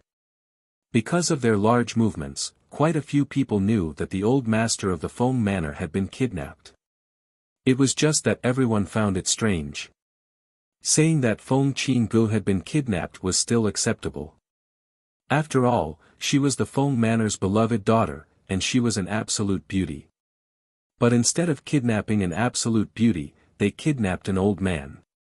Also, they had recently been diagnosed with a demonic illness. Don't you think it was strange? Thus, there were many discussions. They wondered if it was an enemy of the Feng family. Or if it was an enemy of the old master Feng who did it. As for the Feng manor, in Feng Qingji's courtyard, a middle-aged man once again came to her room. "Master, the identity of that brother and sister has been investigated." "Speak." "That man is called Guan Shilin. He is a member of the second branch of the Guan family in Yunyu City. However, a few days ago, he had a falling out with the Guan family and asked to leave the family to set up his own residence. He is currently living in a residence in the southern part of the city. As for the woman, we couldn't find out where she came from. We only know that she is Guan Shilin's sworn sister. No one has seen her face because she has always used a veil to cover it." Hearing this, a murderous look flashed through Su Ruoyan's eyes. A foxy woman of unknown origin could make Murong Yixian lose his soul. She was really capable. Get a few people from the poison sect to kill that Guan guy. As for that woman, capture her and bring her back to me. I want to see what kind of face she has under that veil. Her voice was filled with viciousness, and it was especially horrifying in this quiet night. "Yes." The middle-aged man replied respectfully. "Also, find out which force kidnapped the old man. If you find them, deal with them directly outside. If he was sensible, she wouldn't have killed him. However, he was already so old, yet he still had a pair of disgusting shrewdness in his eyes. Since they were interfering with her business, then they shouldn't blame her for not considering their relationship." "Yes." The middle-aged man replied again. When he saw her wave her hand, indicating for him to leave, he turned around and left. The next morning, when old Master Feng slowly woke up, he saw a person lying on the side of the bed. He turned his head slightly and saw that disfigured face. When he thought of the woman's words, his heart clenched in pain and he couldn't help but tear up the pillow. Seeing her disfigured face already made him feel heartache and guilt, but when he heard that woman say that she had used a knife to slice Feng Girl's face open, that heartache made him unable to suppress it and turned into anger and grief. Chapter 139. His skinny hand trembled as he reached out, wanting to gently touch the scars on her face. Unexpectedly, before he could touch her, she woke up. Fengjiu suddenly woke up and sat up vigilantly. When he saw that it was the old man who had woken up and was reaching out his trembling hand, he relaxed. Seeing that the old man was crying silently, he couldn't help but be startled. "Grandfather, why are you crying?" She raised her hand to wipe away his tears and asked, "Are you still feeling unwell? Come, let me help you sit up." Her vigilance made the old man's heart clench. How much suffering did she have to go through to have such a vigilant reaction? Was she afraid of danger and didn't dare to sleep? Foam lass. Grandfather has let you down." Tears flowed down his old face, filled with regret and pain. If he had known that such a thing would happen after a few months of closed-door cultivation, he would never have gone into closed-door cultivation. Hearing this, she revealed a smile and helped him sit up on the bed. She softly said, "Grandfather, don't be like this. I'm fine now, really fine." In order to divert his attention and not let him continue to blame himself, she asked, "Grandfather, what happened after you went back? You inhaled a stimulant drug and your body was poisoned." "Stimulant?"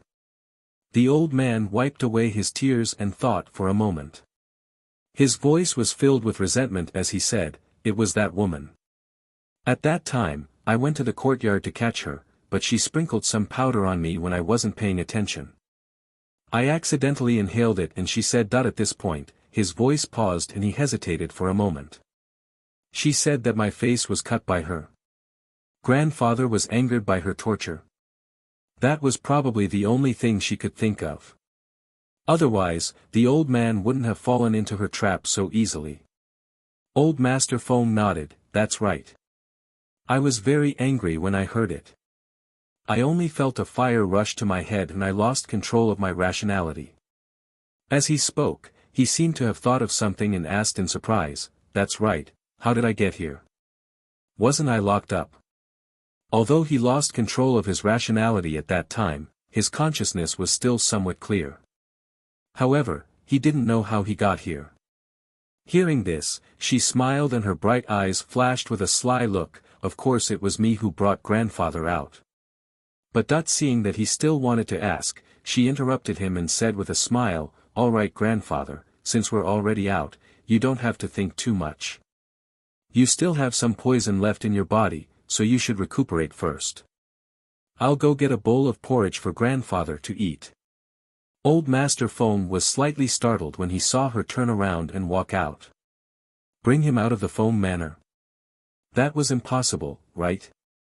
No one was clearer than him on what sort of precautions the Foam Manor had taken.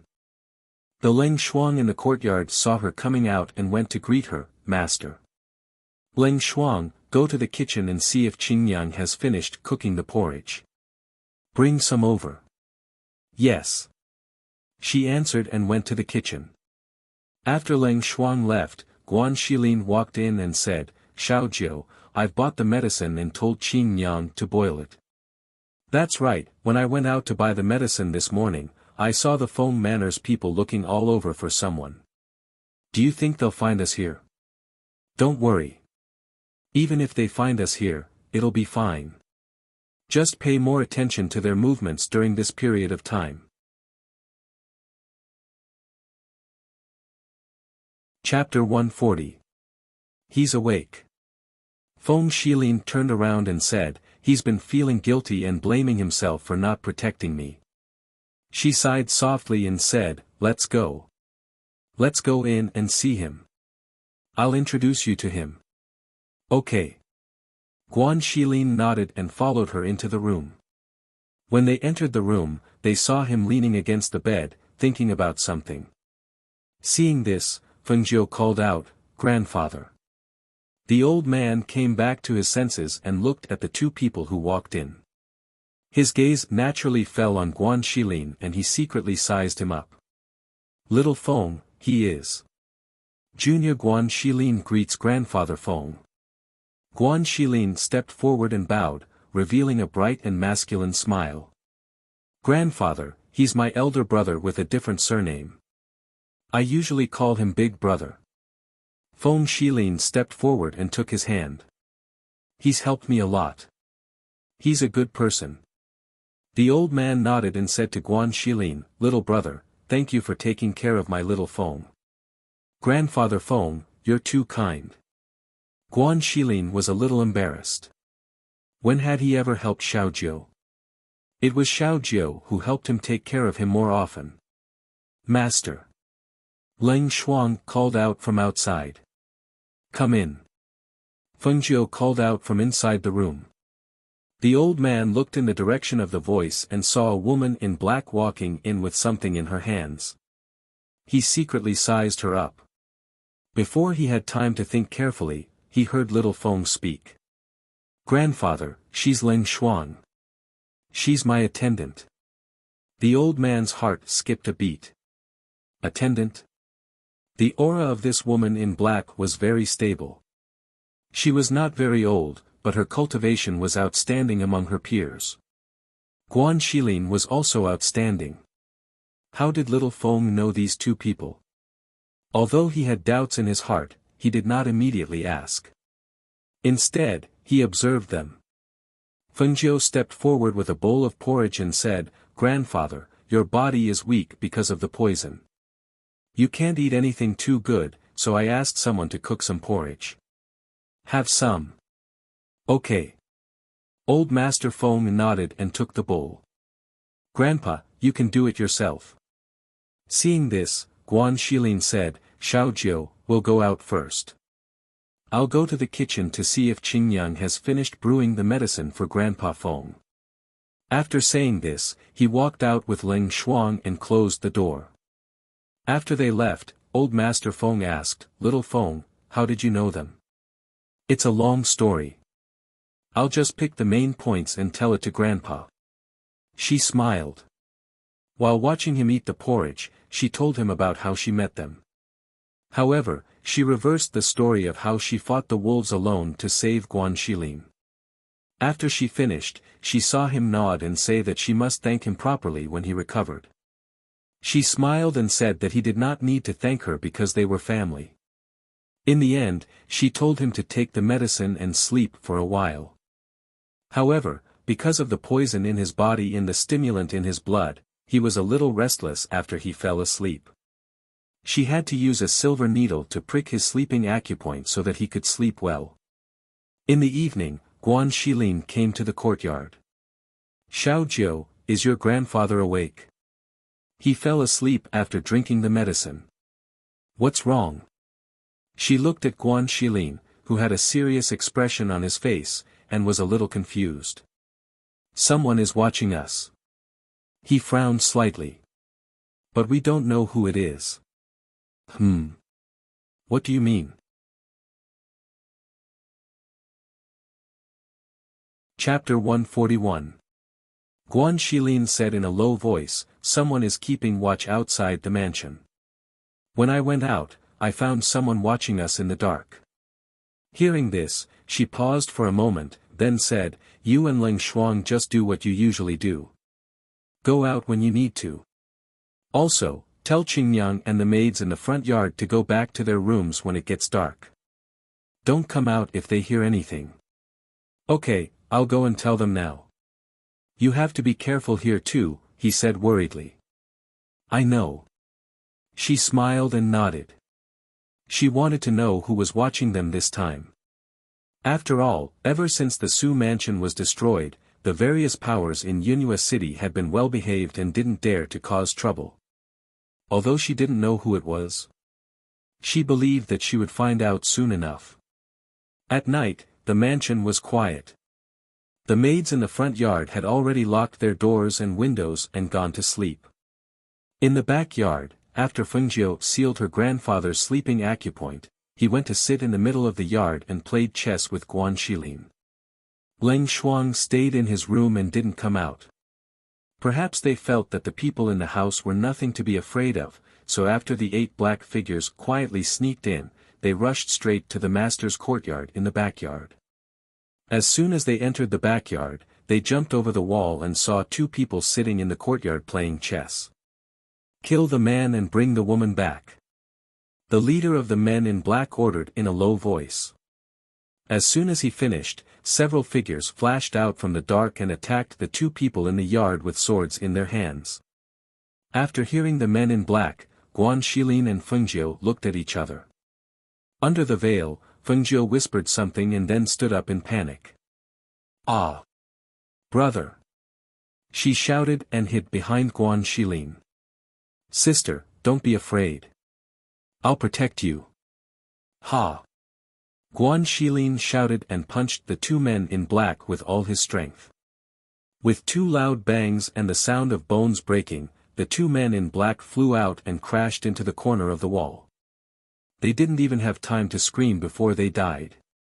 Seeing him take care of the 2 men in black with 1 punch, Fengjiu couldn't help but twitch her mouth. He had clearly told him to hold back a little, but he had used all of his strength. With his current fist strength, a punch with all of his strength was not something that anyone could withstand. Guan Shilin shouted as he stood in front of Fengjiu to protect her. However, he did not forget their plan.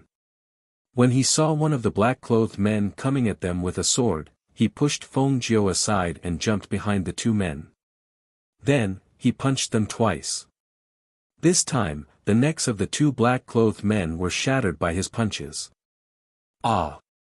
A blood-curdling scream sounded, followed by the sound of the 2 men in black falling to the ground. Seeing this, the leader's face turned ugly. He stared at Fengjiu fiercely and in the next moment, he jumped over Guan Shilin to capture her. In his opinion, that man was too strong and not suitable for a head-on confrontation. But this woman was different. She didn't have any profound energy fluctuations and was just an ordinary person. Since Master ordered to capture her, then he would capture her and bring her back. "Ah! Brother, save me!" Fengjiu cried out in alarm. She felt a pair of hands tightly clasping her neck and in the next moment, she was lifted out. Chapter 142. Sister. Guan Shilin exclaimed. Because he was being held back by the remaining men, he was unable to catch up. His face was filled with anxiety as he shouted, "Let her go." The black-clothed men tried to stop him again. Seeing that the leader of the black-clothed men had disappeared, the anxiety on Guan Shilin's face dissipated. He glanced sharply at the black-clothed men and sneered, "Do you think you can stop me with just the few of you? Don't you know how strong you are?" As soon as his voice fell, his figure suddenly attacked like a ghost. The powerful and vigorous profound strength aura all over his body surged, causing his body to faintly float with a frightening power. At the place where he swung out his fist, it formed a swift and fierce air current, causing the few black-clothed men's faces to change. Not good. They wanted to retreat, but they were not as fast as Guan Shilin. One of the men in front of them was punched in the chest by him. Immediately, the sound of bones breaking could be heard. The man flew out and fell to the ground. His body twitched for a moment before he stopped breathing. The other man was grabbed by the neck. His whole body was lifted off the ground and he struggled. With a cracking sound, the man's throat was broken before he could even scream. "Retreat! Quickly retreat!" one of the men exclaimed. His expression changed greatly. He did not even dare to continue fighting and turned to leave. "Since you're here, do you think you can still leave?" Guan Shilin snorted coldly. He finished off the men in a few moves.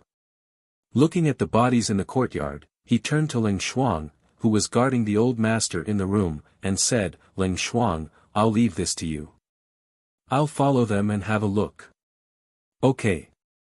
Leng Shuang opened the door and looked at the blood-stained courtyard without even blinking.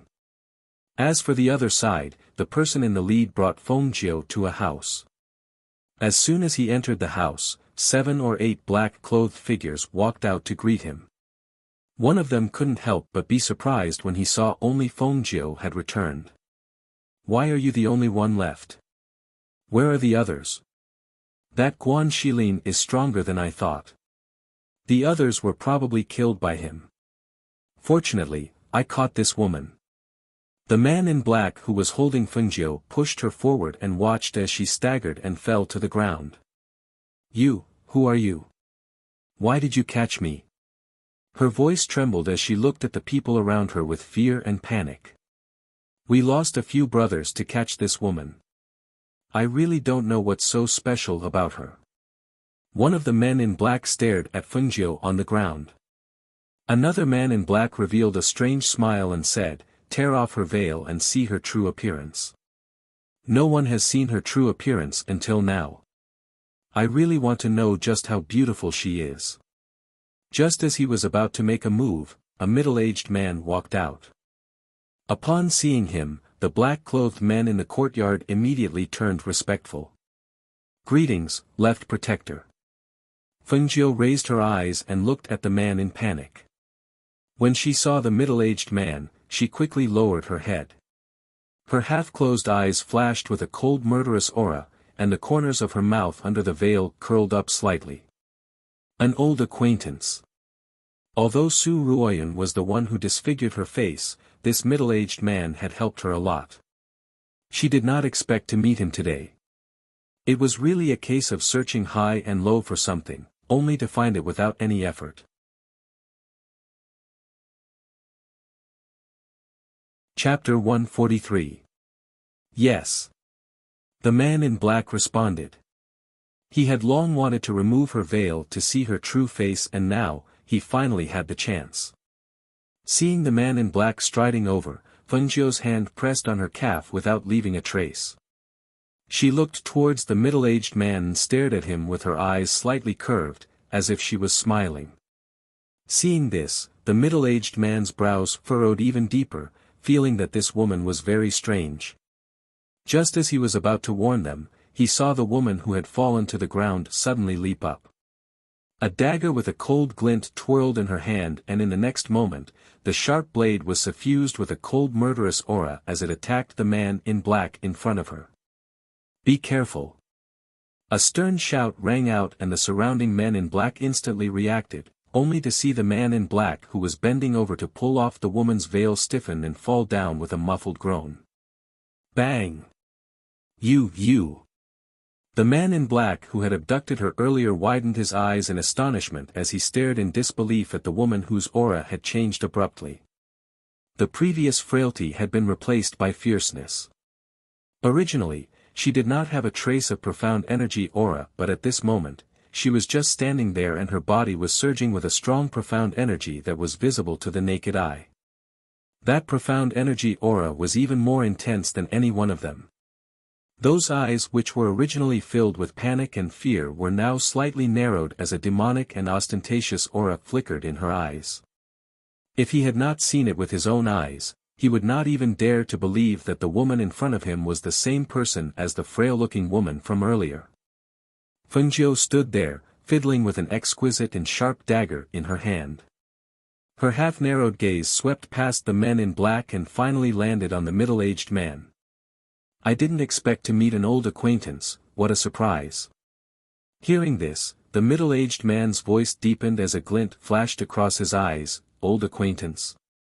Since it's an old acquaintance, why is your distinguished self wearing a veil and not daring to meet others?" He she chuckled, her bell-like laughter was crisp and pleasant to the ear, appearing extremely clear in this tranquil night. His laughter faded, and his voice carried 70% carelessness and 30% arrogance. "It's not that I don't dare to meet people, but that you don't have the qualifications to see my face." She swept her gaze across the courtyard and said, "This shouldn't be your base, right? I'm curious as to how many hidden forces Su Ruoyan has." Hearing this, the middle-aged man's eyes narrowed and his heart was filled with shock. He took a step back and stared at her with a sharp and vicious gaze, as if he wanted to see through the face under the veil. "It's you. You're not dead yet. There were not many people who knew about this matter. This woman was actually that Feng Qinga. It was no wonder that he found her figure somewhat familiar. It turned out to be the woman they all thought was dead. But how did she change so much in just a few months? That fierce and bloodthirsty demonic aura, as well as the confidence and frivolity that emanated from her body, if she hadn't said those words, he wouldn't have been able to guess who she was. He was even more unable to recognize that this woman was actually Feng Qinga. How can I take revenge on you when I'm dead? Chapter 144. Hearing this, the middle-aged man threw his head back and laughed, ha ha ha ha. What a joke. Do you think you can keep me here? You're too naive. He stared at her with a malicious look on his face. He pulled out a long sword from his waist and said darkly, escape. You alone aren't enough to scare me away. On the contrary, you won't be so lucky this time. Sister. I'll help you. Guan Shilin, who had followed the signal left by Fengjiu, leaped onto the wall of the house and looked at the people in the courtyard. After sizing them up, he said, You deal with that old man. Leave the rest to me. As soon as he finished speaking, he leaped up and waved the sword in his hand. A biting cold sword aura instantly attacked the men in black in the courtyard. Seeing that he had followed her, the corners of her lips curled up under the veil. She didn't forget to tell him, Brother, leave a few alive for me this time. Don't kill them all. No problem. His voice was brimming with fighting spirit. The sharp sword in his hand was originally aimed at the black-clothed man's throat, but after hearing her words, the tip of the sword changed direction with a swoosh, aiming at the other party's body. You still dare to chase me here? Brothers, let's kill him. When the black-clothed man saw him coming towards him with a sharp sword in his hand, he immediately shouted loudly. The people around him responded in a low voice. The 8 of them quickly surrounded him and stabbed at him with the tips of their swords. The surging xian qi in their bodies, the bloodthirsty killing intent, and the sharp sword aura from the tips of their swords whistled in the courtyard. 8 against 1, no matter how one looked at it, the 8 of them would win. Therefore, the middle-aged man only glanced at them and didn't pay them any more attention. Instead, his malicious gaze fell on the woman in front of him. Fengjiu glanced at Guan Shilin and then looked away. He wasn't worried that the man in black would be killed by the men in black. After all, he had not been cultivating for nothing all this time. Her gaze fell on the middle-aged man in front of her. At the same time, she mobilized the dark force in her body and infused it into the dagger in her hand. In the next moment, her figure flashed and swept towards the target in front of her. The blade in her hand brought out a sharp aura that cut through the air and collided with the opponent's long sword. Clang! The middle-aged man blocked her attack with his sword and sneered, You want to fight me? You're still too inexperienced. Exerting force, the long sword in his hand turned and flew towards her. Whoosh! Whoosh! Fengjiu dodged to the side and rushed forward at the same time. The dagger in his hand cut through Fengjiu's sleeve and stabbed into his flesh, and the smell of blood spread out. She only heard him groan as the sharp sword came at her.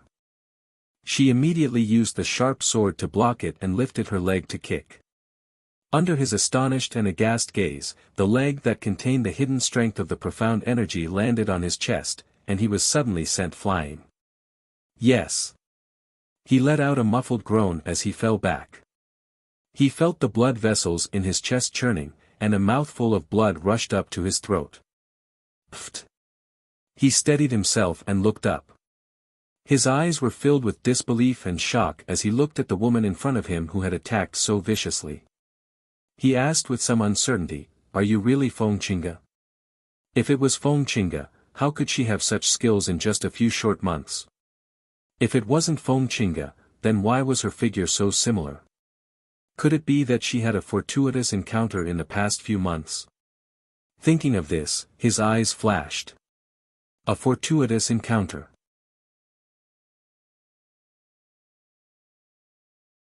Chapter 145. Seeing the gleam in his eyes, Fengjiu sneered, "You'll find out soon enough whether or not I am." As soon as she finished speaking, her movement technique changed and she shot out like a flash of light. Her speed was several times faster than before, causing the shocked middle-aged man to be unable to react in time. By the time he regained his senses, he felt a cold and piercing pain on his neck.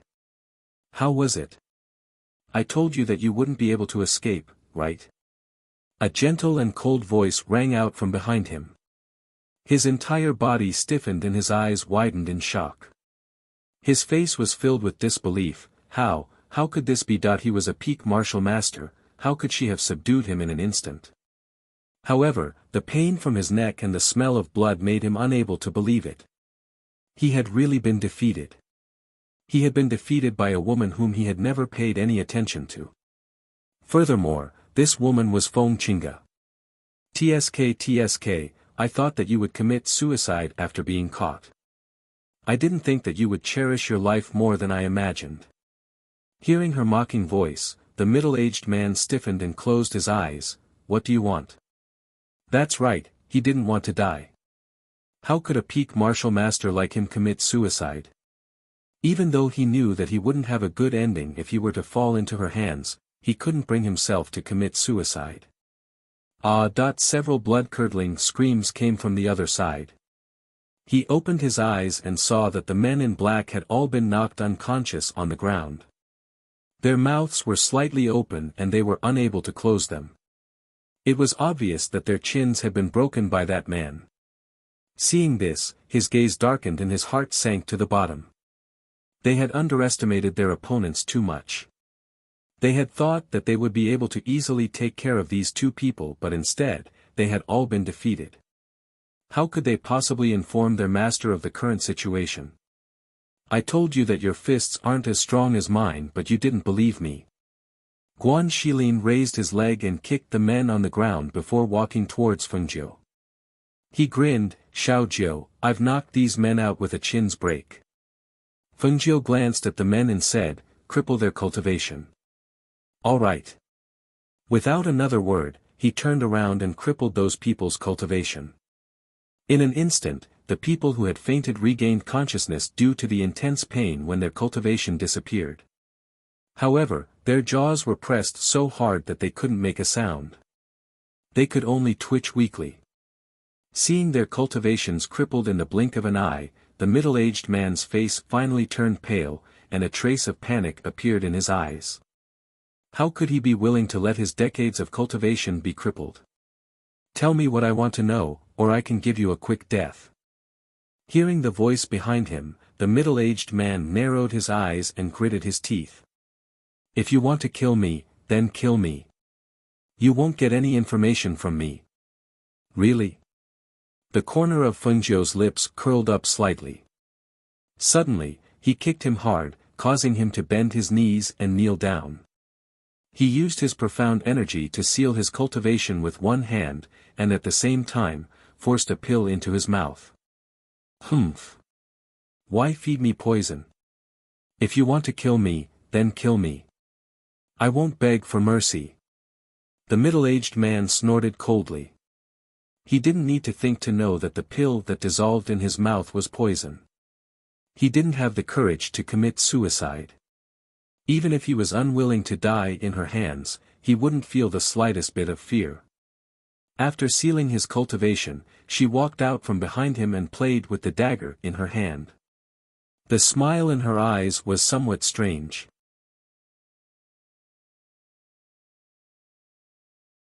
Chapter 146.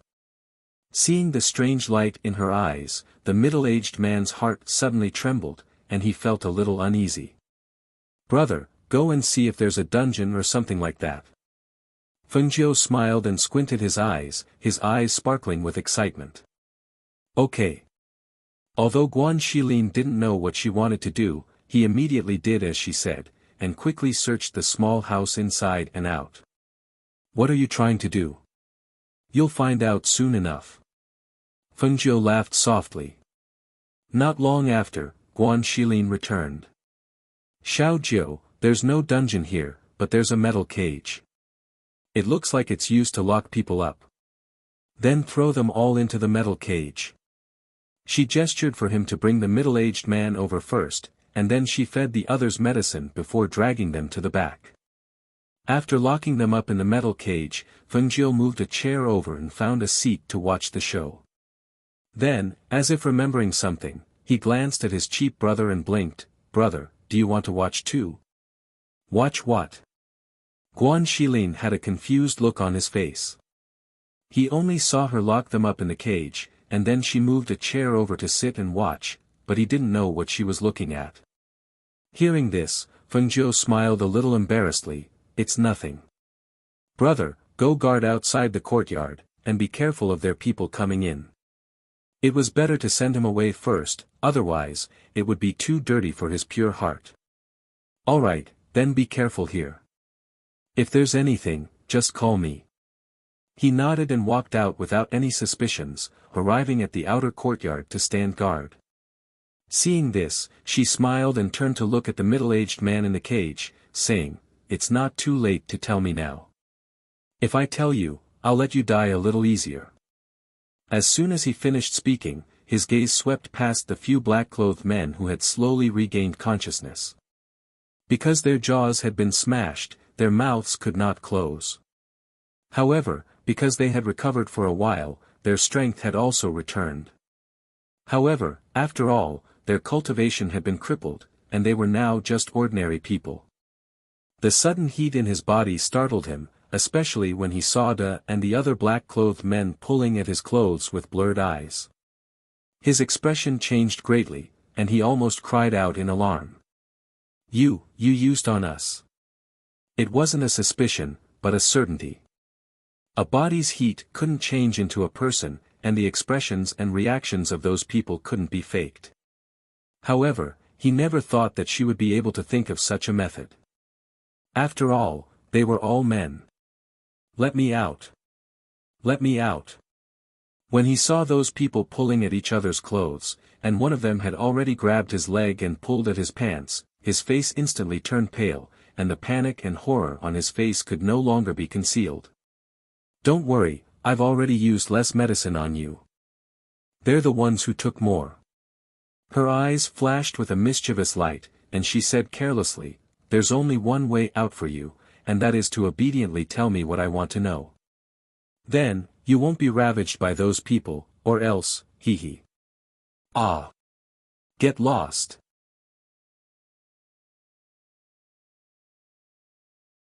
Chapter 147. Hearing this, her lips curled into a smile as she stood up and walked towards the metal cage. "Speak. What kind of power does she have under her command? Tell me everything you know and don't play any tricks. Otherwise, the consequences will be dire. Let me out of here first. Otherwise, kill those people first." He kicked the man who was hugging his leg away and retreated to the side of the metal cage.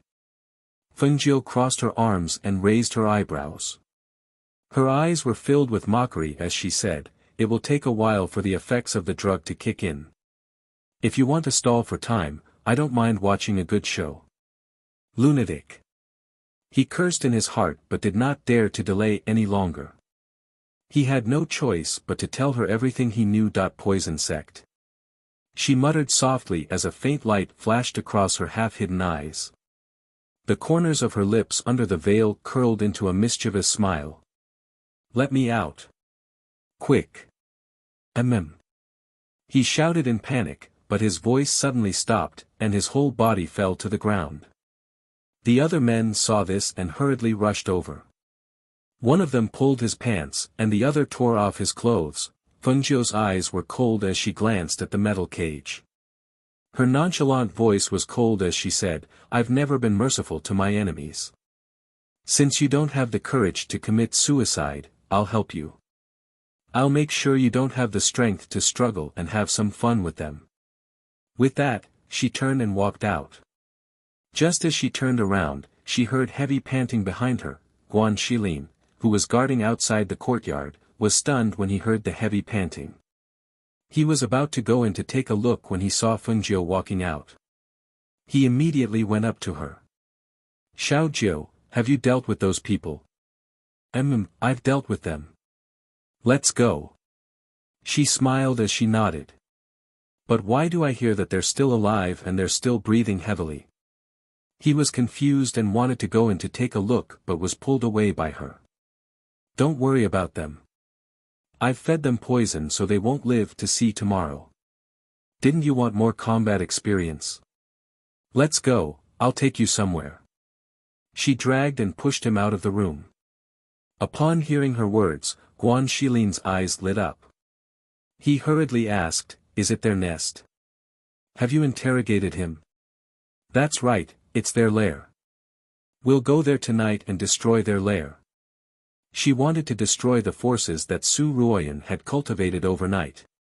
The poison sect's influence had risen in recent years. They mainly relied on poison and also took on assassination missions. Generally, no one dared to provoke the poison sect because no matter how strong they were, they would be poisoned to death by those who liked to use poison before they even realized it. Hence, even if someone was aware of the poison sect's location, no one would have thought of destroying the poison sect. However, they had offended Fengjiu this time. Furthermore, the master of the poison sect was Su Ruoyan, who had a grudge against Fengjiu. Now that an opportunity for revenge had been placed in front of her, she would not let it go so easily. In the pitch-black night, two figures shuttled through the forest. Under the night sky, one could clearly see that they were Fengjiu and Guan Shilin. Suddenly, Guan Shilin reached out and tugged at Fengjiu. He lowered his voice and said, Xiao Jiu, look at this. He pointed at a stone tablet in the bushes. The poison sect's restricted area. Trespassers will die.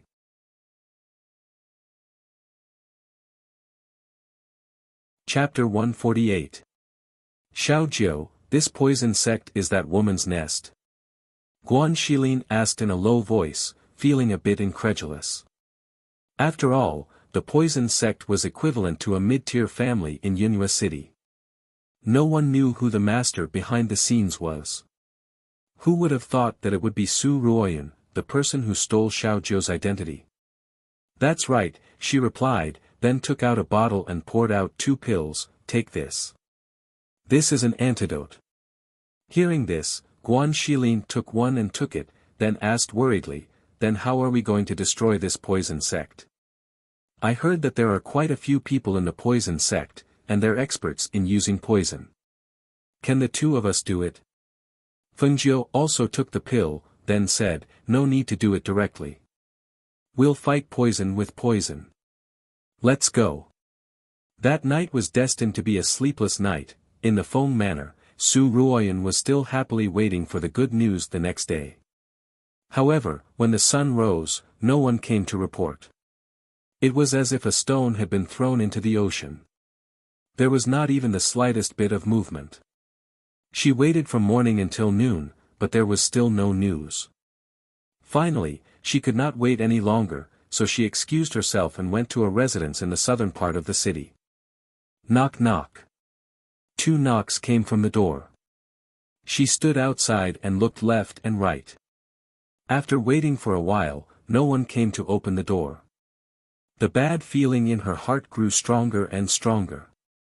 She immediately jumped over the wall and entered.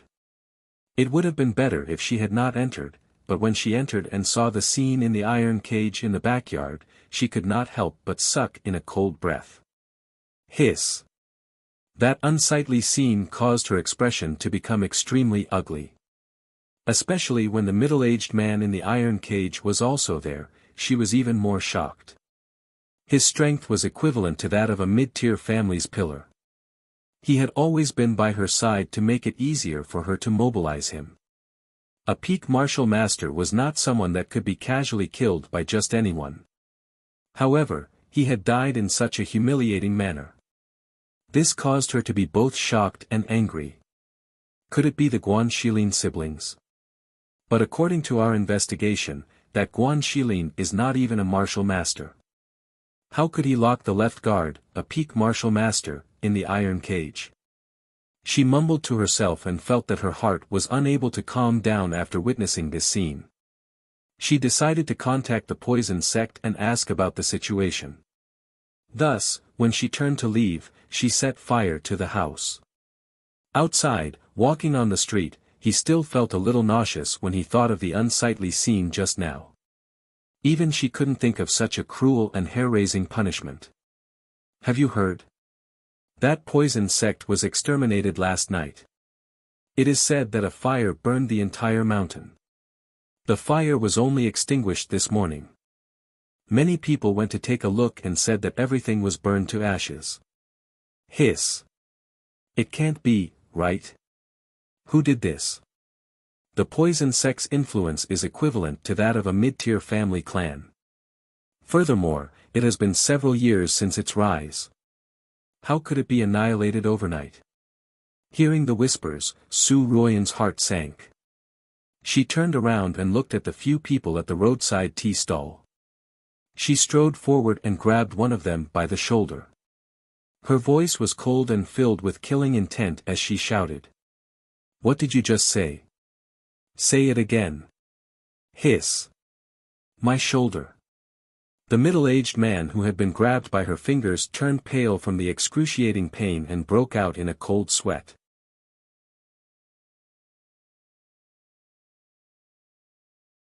Chapter 149. Hearing this, Su Ruoyan felt as if her entire body had been placed in an ice cellar. She staggered back a few steps, finding it hard to accept such a piece of news as reality.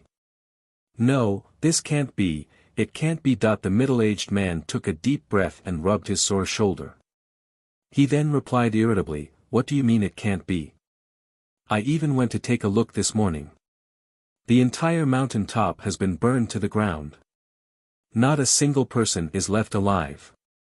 That's right, the news has spread like wildfire this morning. Many families in the city have sent their men to investigate, but they still haven't found out which organization had destroyed them. That's impossible. I don't believe it. Su Ruoyan cried out loudly as she swept her gloomy gaze across the group. She then ran away. She wants to go and take a look. She wants to go and take a look. She refused to believe that her years of painstaking effort would go up in flames just like that. Has that woman gone mad? The members of the poison sect aren't any good people. It's better if they're dead. What's she getting so worked up about? Don't worry about her, she's just a crazy woman. She's hurting my shoulder. The middle-aged man rubbed his shoulder as he spoke. He then continued, however, to be able to destroy an organization in one night, that's just too unbelievable.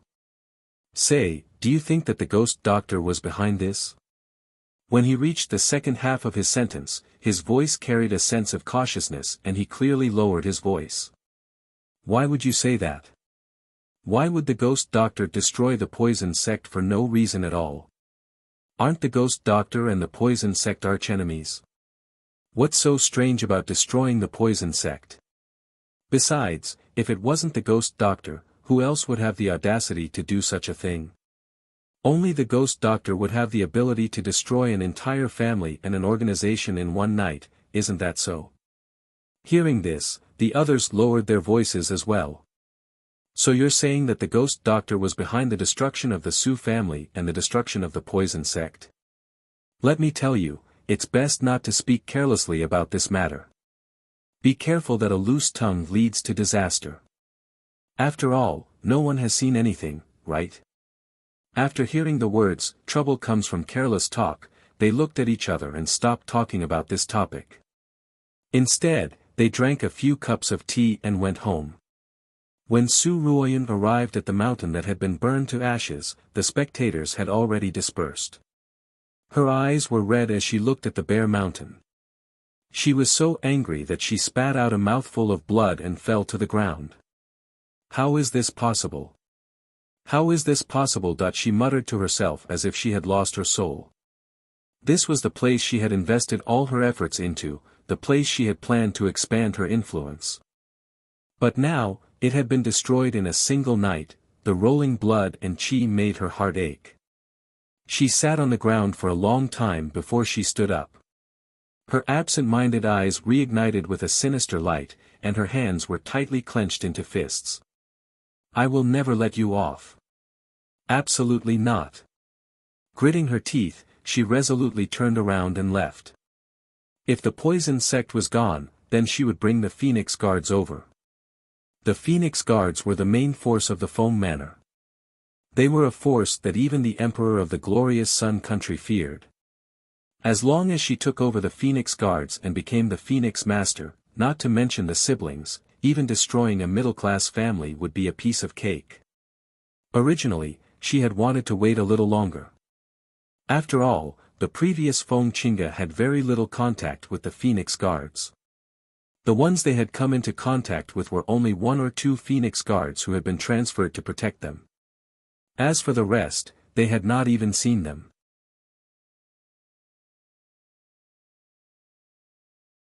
Chapter 150. 2 days later. Fengjiu helped the old man walk around the courtyard and asked, "Grandfather, how do you feel? Are you feeling better?" "Hee, I'm much better. If Grandpa can drink a few mouthfuls of wine, Grandpa will probably be able to walk as fast as flying even without your help." The old man smiled and squinted his eyes. His spirit had returned after resting here for 2 days. However, he hadn't drunk for a few days. Once his body recovered, he really wanted to drink. "Not now. You can drink as much as you want in a few days." She helped him sit down at the stone table in the courtyard and poured him a cup of water. "Little Feng, when are we going home? It's not a good idea to live outside. Also, Su Ruoyun hasn't been dealt with yet. Your muddle-headed father is still being fooled." He shook his head and sighed, "Speaking of which, your father is quite pitiful. He doesn't know anything." She had already told him everything that had happened in the past few days. He was very lucky that she was still alive. He was also very lucky that he was able to meet her on the street and recognize her. However, he never thought that the vicious woman in the manor would be the docile Su Ruoyun who had always been by little Feng's side like a sister. It was impossible to know a person's heart. It was really impossible to judge a person's heart from their appearance. "Grandfather's body is better. We can go back at any time." She smiled and also felt that it was time to return to the Feng family. The old man was very happy when he heard this. He patted her hand and said 3 times, "Good, good, good." Xiao Jiu. Guan Shilin quickly walked in from outside. He looked hurried. Seeing that the old man was also there, he called out, "Grandfather." Because of Fengjiu's relationship with him, the old man knew that he had asked to leave the clan. He also asked him to call him grandfather. He said that when he returned to the manor, he would ask him to become Feng Zhao's godfather. Seeing his anxious and worried expression, Fengjiu asked, "Brother, what's wrong?" "Grandfather," Xiao Jiu, "quickly go back to the Feng family. Something happened in the Feng family." When the old man heard this, he hurriedly asked, "What happened?" "I just came back from outside. I heard that adoptive father was worried sick because of grandfather's disappearance. It seems that adoptive father wanted to hand over the Feng guards to Su Ruoyun to mobilize and have her do her best to find grandfather's whereabouts. Many people from various families in the city were invited over for the announcement ceremony at noon today. He wanted to tell everyone that the master of the Feng guards is his daughter. But the problem is that adoptive father doesn't know that the prefectural magistrate's Feng Qinga is a fake. If we hand the Phoenix guards over to her, we'll be in big trouble."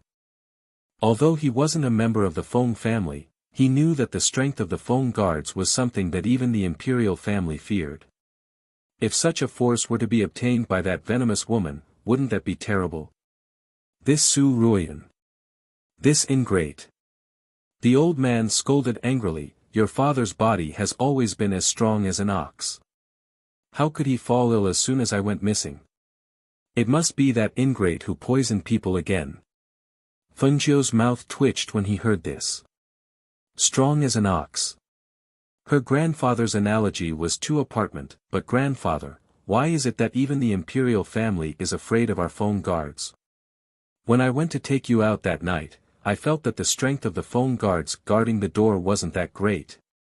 That's because you haven't come into contact with the elites of our phone guards.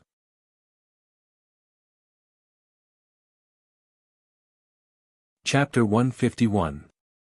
But I don't think I've ever seen our Feng family's phone guard. In his memory, he had never seen the Feng family's phone guard. However, there were some phone guards in the manor that followed grandfather and father to protect them. You will definitely come into contact with the Feng family's guard in the future. Right now, we should return home first. Otherwise, once this matter spreads, I'm afraid it will get out of hand. The old man spoke in a calm voice. He looked at Guan Shilin and said, Shilin, quickly go prepare the carriage. There isn't much time left until noon. We need to quickly go back and stop it. Okay. Guan Shilin responded and immediately walked out. Leng Shuang came in with snacks in his hands and said, Old master, young miss, have some snacks. Qingyang just made these. Fengjiu smiled and said, let's return to the Feng family. We'll bring the snacks and eat them in the carriage. She was not as worried about the Feng family's current situation as the old man. With just Su Ruoyan alone, she could not make any waves. And in the Feng family, because the news had spread, the family heads of the city had arrived one after another. They sat together and discussed in low voices. In their opinion, Feng Qingge was still too young. They feared that she would not be able to control the Feng guards and become the Feng master. However, who would have thought that so many things would happen in the Feng family during this period of time? Earlier, the head of the family had become insane. Then, he had been kidnapped and his whereabouts were unknown. In a short 2 days, even General Feng had fallen. Now, in the Feng manor, the only person who could take charge was Feng Qinggu. However, no one was optimistic about her strength. Although Feng Qingge was the apple of Feng Zhao's eye, compared to her strength and ability, her beauty was more interesting. After all, they were all people of Yunyu City. Naturally, they were clear about Feng Qingge's strength and cultivation. In truth, based on Feng Qingge's cultivation, she could not even compare to the children of some middle-class families, but she had a genius as her fiancé. She also had the powerful backing of the Feng manor. Thus, no one cared about how strong she was. Under a pavilion in the backyard, there were 8 men in embroidered robes. Some of them were sitting, some were standing, and some were leaning against the pavilion with their arms crossed. They were in the middle of a conversation. Do you think old master will come back today? The one who spoke was a young man in a blue robe. He was sitting at the table with one hand supporting his chin as he asked the others. A black-robed man with a serious expression took a sip of tea and said in a deep voice, the news has been released. He will definitely come back. There seems to be quite a lot of people here today. I heard from my subordinates that even the old emperor is here. Leaning against the pavilion, a man with his arms crossed in front of his chest said casually. A white-clothed man with a folding fan in his hand asked, however, is it really okay for us to not report this matter? Isn't that too much? How could that be? The head of the family didn't ask us to investigate. We found out about it after investigating it ourselves. It's not like we didn't report it. The man who spoke raised his eyebrows. His tone was somewhat matter-of-fact. The other person couldn't help but laugh when he heard this. Fortunately, those old men went into seclusion. Otherwise, if they knew that we stood by and didn't solve the problem, they would probably be drilled again.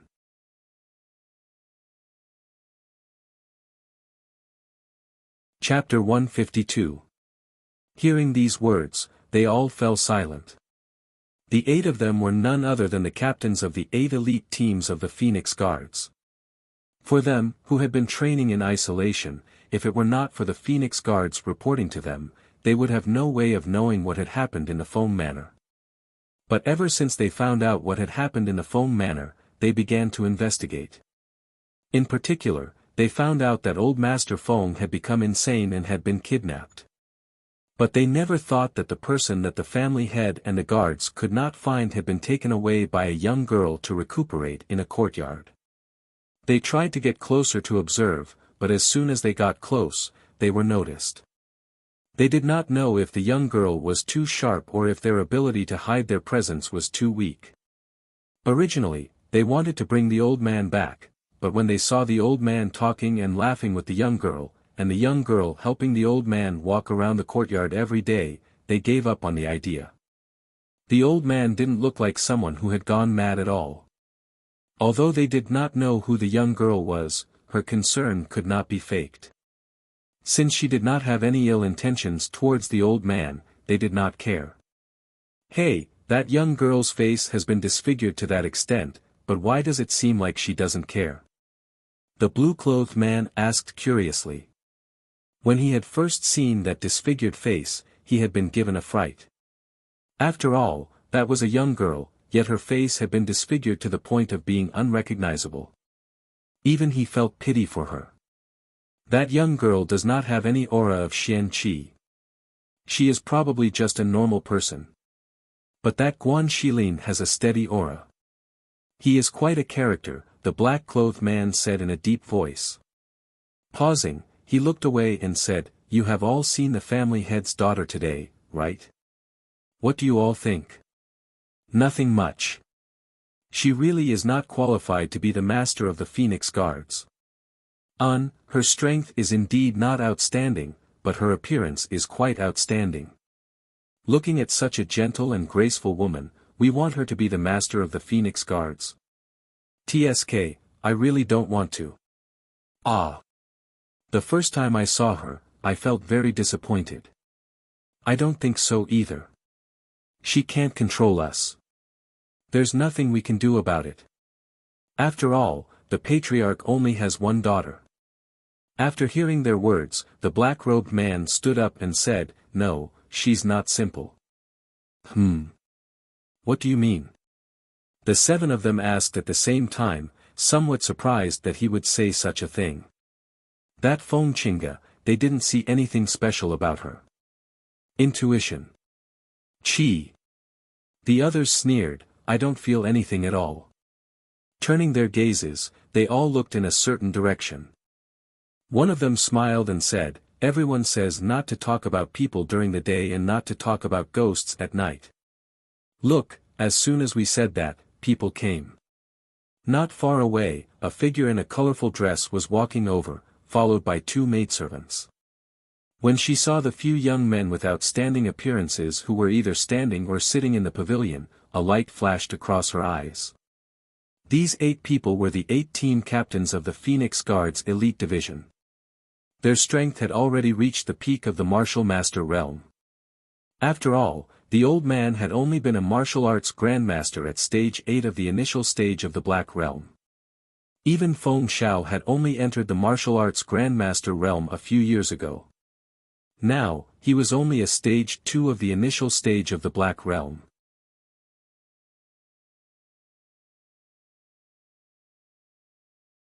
Chapter 153. The man in blue saw that she was standing outside the pavilion and looking at them without saying a word. He could not help but raise his eyebrows and asked, "Is something the matter, eldest young lady?" Su Ruoyun returned to her senses and her gaze swept across the faces of the 8 people. She asked in a gentle voice, "What are your names?" "Names?" He smiled as he walked over and leaned against the pillar of the pavilion. "The old men above us have instructed us that we can only speak of our names to our master. So, before eldest young lady becomes our master, we don't mind if eldest young lady places numbers on us and ranks us to become famous." A man walked up from behind with his arms crossed over his chest. He glanced at the people beside him, then looked at the people outside the pavilion. With a somewhat sloppy look on his face, he said, "She's not our master yet. She can't order us around, and even if she ranks us to become famous, she can't mobilize us. Eldest young lady, although we're Phoenix Guards, we haven't recognized a master yet." Whether or not you can make us recognize you as our master will depend on your ability. Another person walked up and spoke in a very rude tone. After all, although they were Phoenix guards, there was no need for them to be polite to someone who was not their master. Hearing this, Su Ruoyun was not angry. She smiled and looked at them. Her voice was filled with confidence as she said, "You will serve me." Once she finished speaking, she turned and walked towards the front courtyard. From her point of view, the real Feng Qinga was already dead. It was only a matter of time before the Phoenix guards fell into her hands. She did not believe that with her ability, she would not be able to make them serve her. When she walked closer, a man in black robes walked up and glanced at the two people next to him. "Don't go too far. She's the master's daughter after all. She's the master will be loyal to." Pfft. How do you know that she has the ability to make us willingly call her master? The sloppy man spoke disapprovingly. It was obvious that he did not place her in his eyes. But don't forget what the old men have been telling us all this time. Hearing this, the few of them fell silent and no one said anything else. After a while, the man in black robes said, "It's about time. Let's go to the front and take a look." "That's good too." The few of them replied and headed to the front yard together. At this time, in the direction of the Feng Manor, because of the emperor's departure, it attracted the attention of the citizens on the streets. They all watched in amazement as the grand procession headed towards the Feng Manor. In the imperial carriage, the monarch, wearing a bright yellow dragon robe, sat in a dignified manner. To his side, Murong Yixian, wearing a purple robe and filled with a noble aura, followed on a horse. When the family heads of the Feng Manor heard that even the country lord had come, they were a little surprised. The matter of the Feng Manor announcing Feng Qinggu as the Phoenix Master normally did not require the emperor to personally come, however, he had come today. The meaning behind this was quite thought-provoking. Even so, the crowd still came out to greet him. After all, he was the monarch of the glorious Sun Kingdom and a powerful expert. Naturally, they did not dare to show any disrespect. As the current person in charge of the Feng Manor, Su Ruoyun walked out from the crowd and saluted towards the imperial carriage. "This official's daughter, Feng Qinggu, respectfully welcomes the emperor's arrival. We respectfully welcome the monarch." All the family heads said in unison and bowed slightly. Low voice came from the imperial carriage. The monarch, wearing a bright yellow dragon robe, walked down from the carriage. His sharp eyes contained a dignified aura as they swept over the crowd. Only then did he walk inside.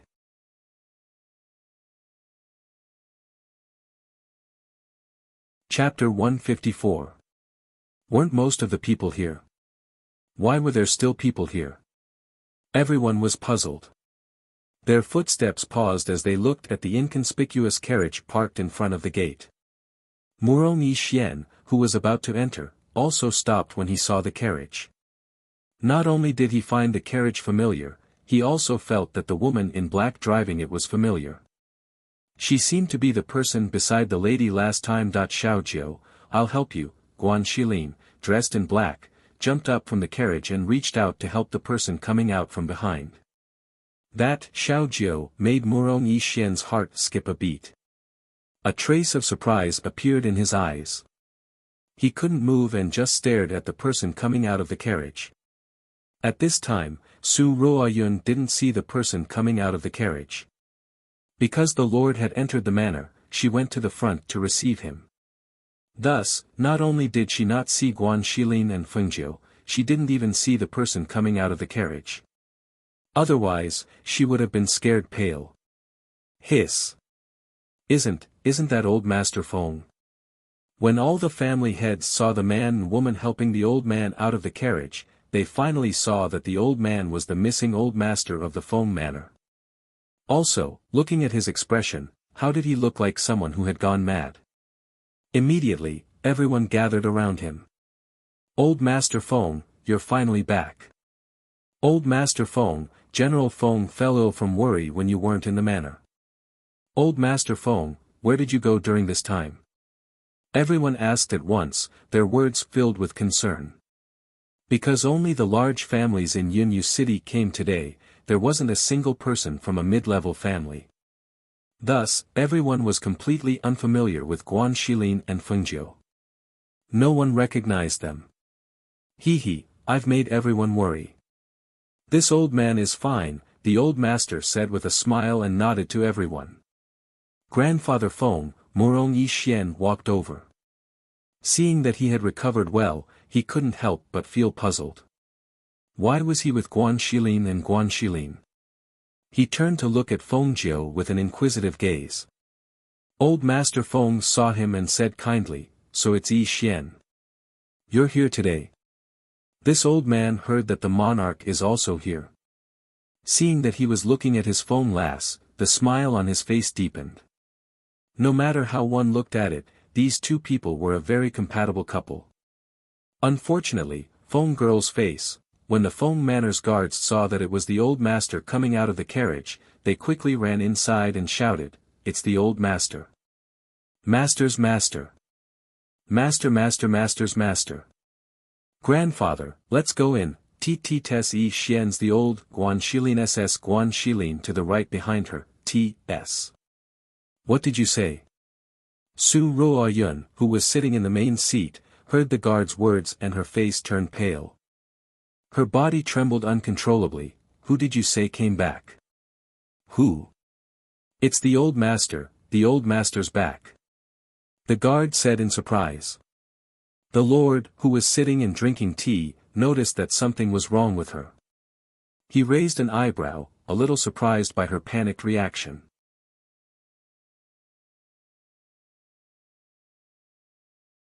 Chapter 155. The old master has returned. Where is he? Hearing the voice, the monarch looked in the direction of the voice. Once he saw who it was, shock appeared on his face. It had only been a few days, but this Feng Xiao had actually become this weak. He couldn't even walk, and he still needed someone to support him. Master, you should sit here for now. The old master is at the door and will come in a moment. A man wearing white clothes and holding a folding fan gently said. After supporting him to sit down, he looked outside the courtyard. The monarch, Murong Bo, looked at the outstanding men standing next to Feng Xiao. Deep thought flashed through his sharp black eyes. After discreetly sizing them up, he looked away. When Su Ruoyun saw the Feng guards next to Feng Xiao, she gritted her teeth. Not only did these people not put her in their eyes, but they also took Feng Xiao out without permission. They really deserved to die. Originally, she had only planned to let Feng Xiao come out for a while before returning to prevent others from noticing, but now, at this time, Feng Jiu walked in with the old master, followed by a group of people. When she saw Feng Jiu next to the old master, Su Ruoyun sucked in a cold breath. How could it be you? How could you be here? This woman. She had not forgotten that her poison had been ruined because of her. This woman's origins were mysterious and strange. Now, she actually dared to appear in the Feng Manor in front of her. Did she really think that she would not do anything to her? Guards! Take her away! She loudly shouted and immediately ordered the guards to take Feng Jiu away. However, no one dared to do so because they did not dare. Even an idiot could see that the veiled girl was supporting their old master. Go forward and take her away. It was not like they were tired of living. Feng Jiu did not say anything. He only looked at her with a faint smile. When old Master Feng saw this, he snorted heavily and shouted, "Where are the Phoenix Guards?" The 8 young noble-like men standing beside Feng Xiao took a step forward at the same time. Their steps were steady and imposing. They lined up side by side and cupped their hands in salute in unison. Their sonorous and powerful voices that contained a strong profound energy aura were respectfully transmitted out. Greetings, old master. It was just a few words, but it shook the hearts of everyone present. After the 8 of them bowed, they stood up straight. The sloppiness that originally appeared on their bodies were all gone at this moment. His solemn face contained a fierce and breathtaking murderous aura. The aura on his body was strong and fierce, like an iron-blooded warrior that had walked out from the battlefield. His uniform steps and his tall and straight heroic figure caused the eyes of others to light up and shock in their hearts. These were the Phoenix Guards. It was the elite division that struck terror into the hearts of the neighboring armies. That troop was made up of such iron-blooded tough men, all of them outstanding young men. "Take her away from me." Old Master Feng pointed his finger at the deathly pale Su Ruoyan. If his sharp and resentful gaze could kill, she would have died no less than 100 times. "Father." Su Ruoyan recovered from her shock. Her first reaction was to seek Feng Zhao's protection because only Feng Zhao could protect her old master. However, she was destined to be disappointed. Because Feng Zhao was currently looking in astonishment at the elegant girl wearing a white dress and a veil, who was supporting the old master. A thought surfaced in his mind and he spoke with a trembling voice.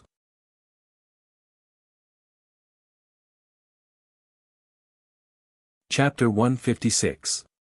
After the 8 people responded in unison, 2 of them stepped forward, grabbed Su Ruoyan's hands and brought her in front of the old master.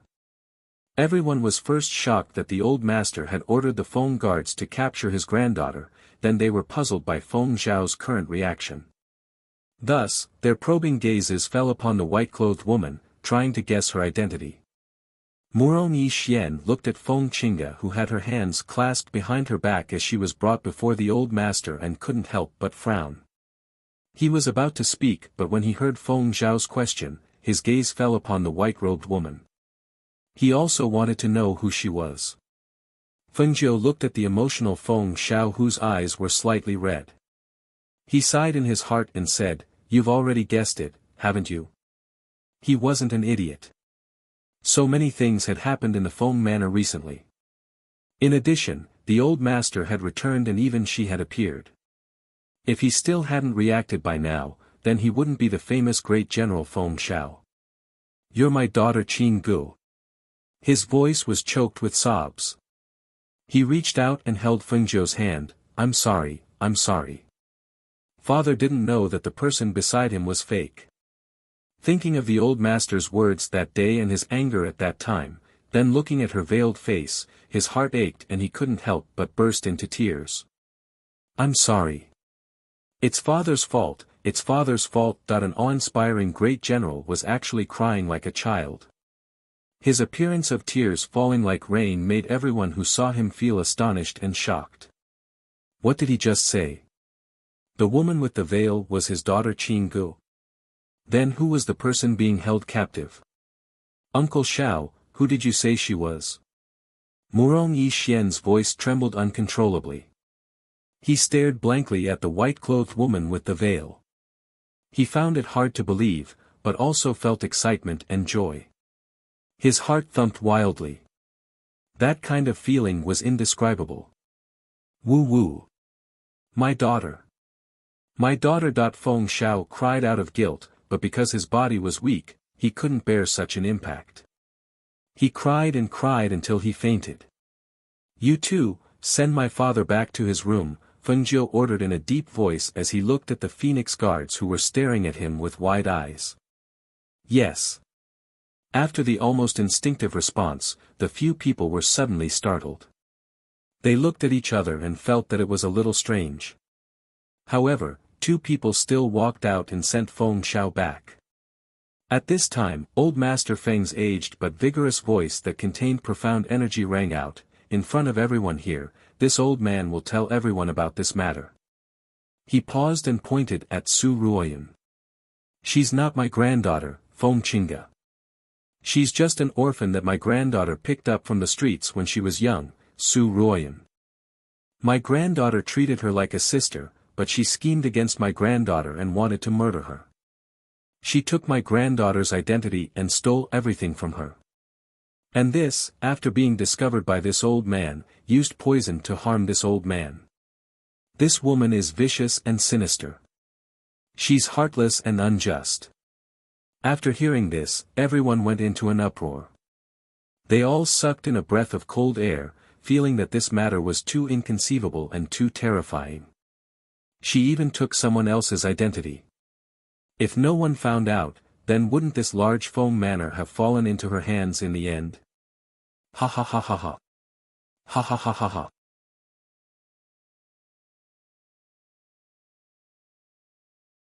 Chapter 157. At this moment, there was no way to reverse the situation. She naturally did not need to hide anything. At this moment, she finally understood why she felt that she was an eyesore when she met her on the streets.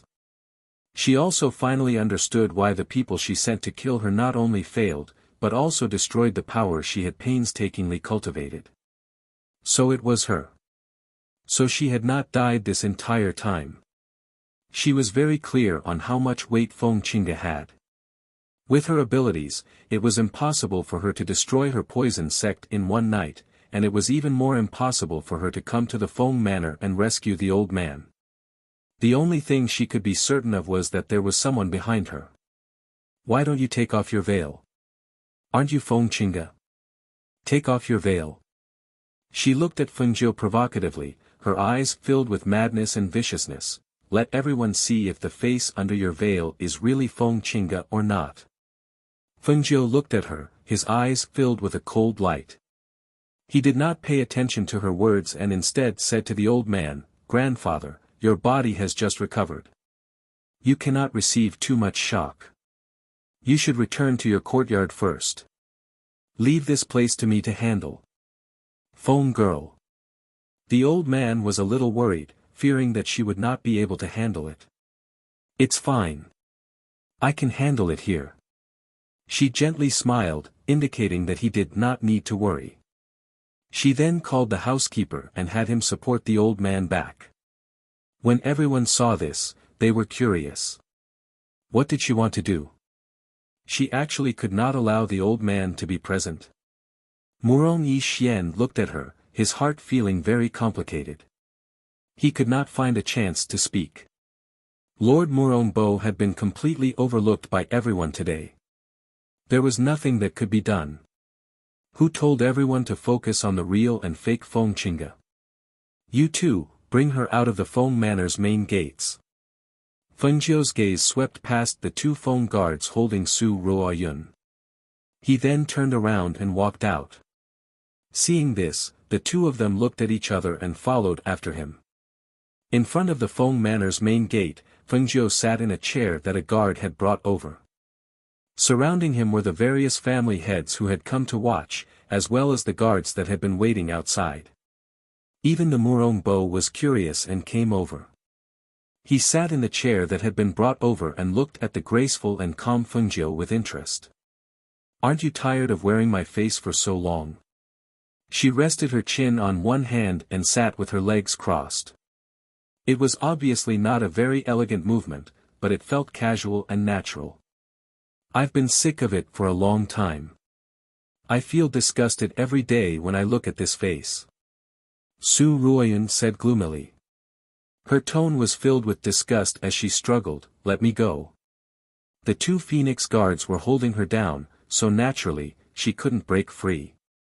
"Let her go. She can't run." Feng Jiu gestured for the two to let her go. Once she was free, Su Ruoyun tore off the mask on her face and threw it on the ground, revealing her original face, a delicate and pretty beauty. Unfortunately, although her face was delicate and pretty, her heart was like a snake. One of the family heads who was watching exclaimed in surprise, "What a brilliant disguise. That mask is connected to the neck and behind the ears. No wonder others couldn't see it." Murong Yi Xian looked at Su Ruoyun in shock. He never thought that it would really be her, perhaps it was because she felt Murong Yi Xian's gaze, but this was the first time Su Ruoyun felt ashamed and embarrassed. She didn't even dare to look at him, afraid that she would see a gaze that she couldn't bear.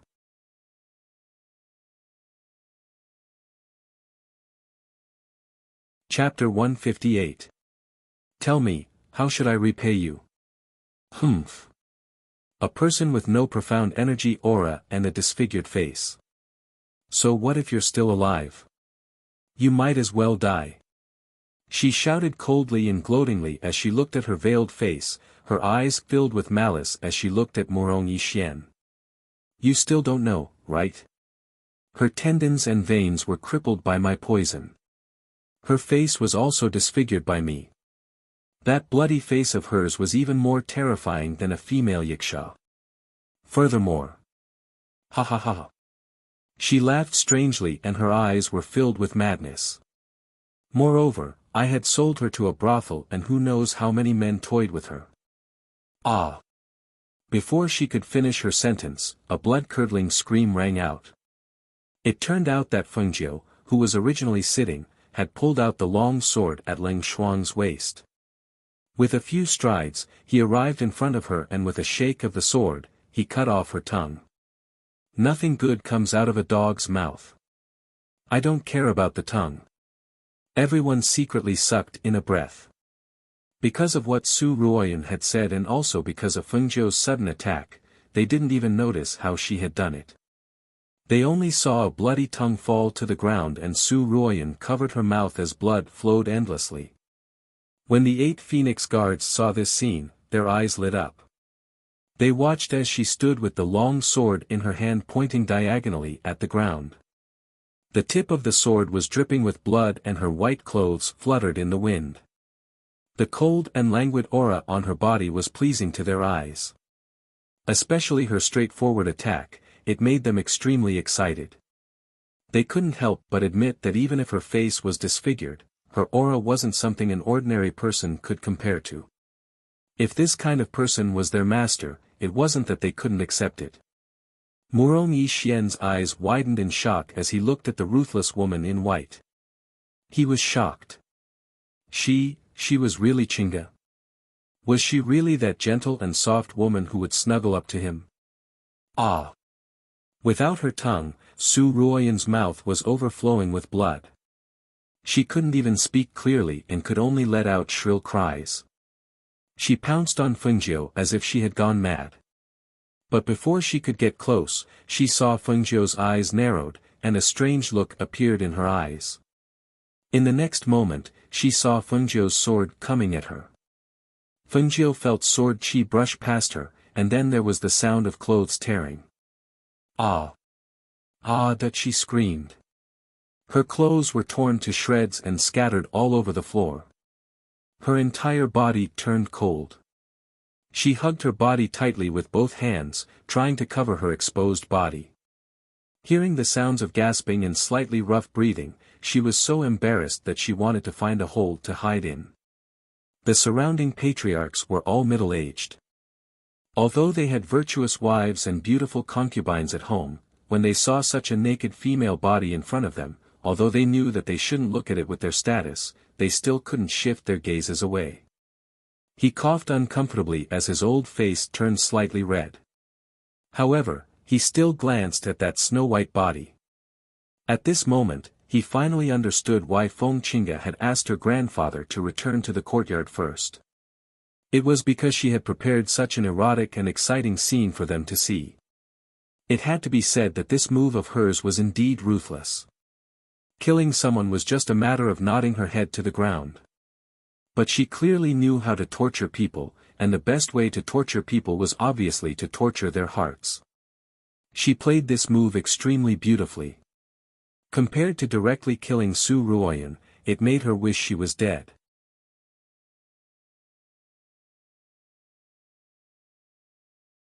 Chapter 159. Fengjiu turned the long sword in her hand and held it in a reverse grip. She stood in front of her and looked at the pale-faced and trembling Su Ruoyan. She lazily asked, "Aren't you shameless? I think it would be better if you didn't wear it, right?" Seeing this scene, the sloppy man among the 8 Phoenix guards couldn't help but gulp. His eyes lit up and he praised, "TSK. Eldest young Miss Move is too beautiful. What a benefit. TSK, that figure really isn't your average material. Her skin is also quite white and tender. It would be a pity to just kill her." Hearing this, Fengjiu couldn't help but laugh. She glanced at the man. "You like her?" How about I give her to you? Hearing this, the man was shocked and waved his hand. No need, no need. I want to preserve my chastity for my future wife. Murong Yixian glanced at the trembling Su Ruoyun curled up on the ground and looked at Fengjiu with some reluctance. Qing Gu, that's enough. Fengjiu turned and her clear eyes were full of smiles. Enough?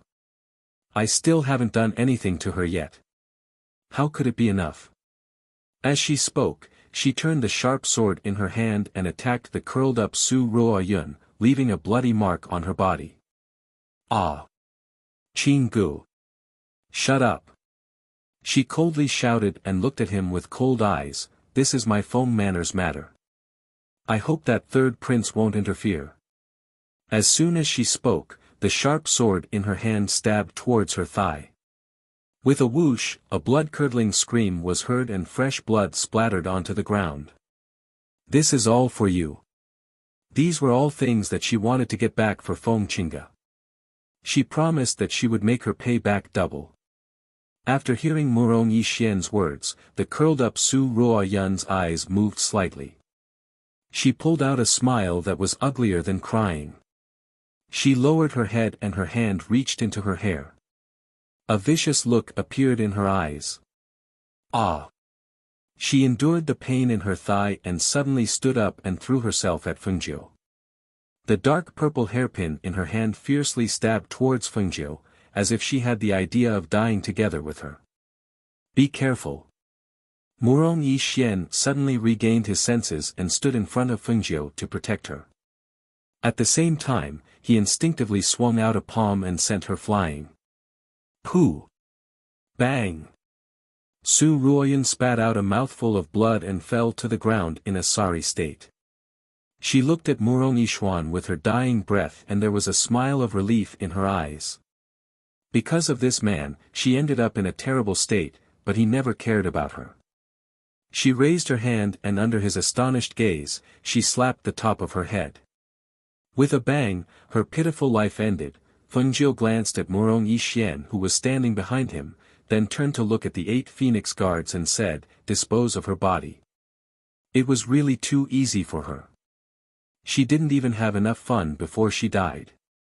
Only then did she look at the various patriarchs, as well as the monarch, Murong Bo, who was sitting and watching the show. She raised her voice and said, I have neglected everyone today. I hope that everyone will not take offense.